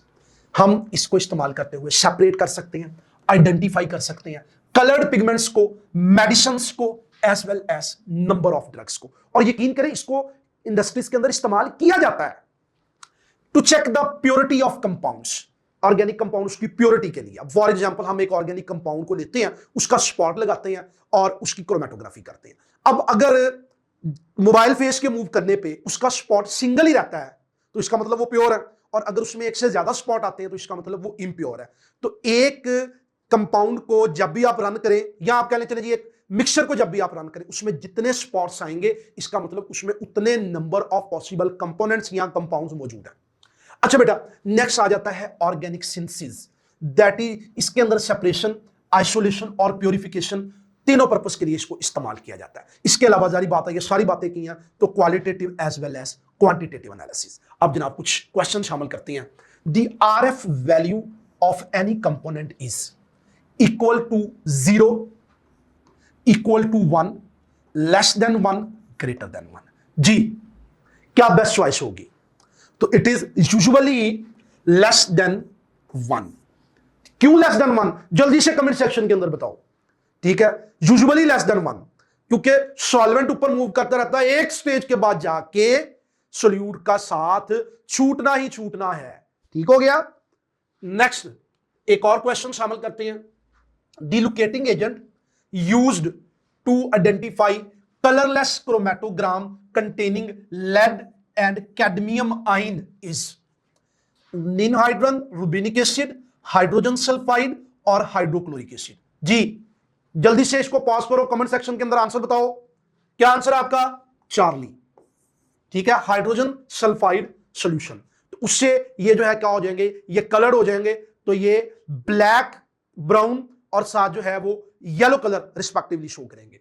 अच्छा बेटा, अगर मैं इस क्वेश्चन को चेंज करूं और लेड और कैडमियम की जगह अमाइनो एसिड कर दूं तो फिर आपका आंसर क्या होगा? कमेंट सेक्शन के अंदर बताओ। साथ ही साथ अगर मैं यहां पे निकल, कॉपर या मैंगनीज वगैरह कर दूं तो फिर आपका आंसर क्या होगा? जल्दी से मुझे कमेंट सेक्शन के अंदर इसका आंसर करो। तो बेटा मुझे जो है वो बड़ी उम्मीद है कि मेरे बच्चे ने पूरा लेक्चर मेरे साथ एंड तक सुना है, बड़ा एंजॉय किया, और अब जो है मेरा बेटा बड़े आराम से हर एक टेक्निक को यूटिलाइज कर सकता है। इस पे बेस कोई भी क्वेश्चन आए तो जनाब आप आई तई फेर के रख देनी है, टेंशन नहीं लेनी किसी से आदि। लेकिन फिर मैं मेंशन कर रहा हूं, अभी हमारा काम मुकम्मल नहीं हुआ। हमारा काम कब मुकम्मल होगा? हमारा काम मुकम्मल होगा जब जनाब हम इस लेक्चर को एंड करते ही फौरी तौर पे कहां जाएंगे? topgrade.pk पे। वहां जाके जनाब हम साइन इन करेंगे। साइन इन करके इस लेक्चर के अगेंस्ट मैंने आपके लिए एक बड़ा जबरदस्त सा टेस्ट प्लेस किया, उसमें बड़े अमेजिंग और इंटरेस्टिंग एमसीक्यूज हैं। इसको वहीं से आपको बेटा इसकी स्लाइड्स भी मिल जाएंगी, इनको प्रिपेयर करें, उसके बाद उस टेस्ट को अटेम्प्ट करें, फिर बेटा यहां पे वापस आए और कमेंट करके मुझे बताना है कि मेरे बच्चे का स्कोर क्या हुआ है। तो कैसा लगा आपको आज का हमारा लेक्चर? लाजमी फीडबैक दीजिएगा बेटा। इंशाल्लाह ताला आपका हैकर फिर से हाजिर होगा, तब तक के लिए इजाजत दीजिएगा। जज़ाकल्लाह, अल्लाह हाफिज।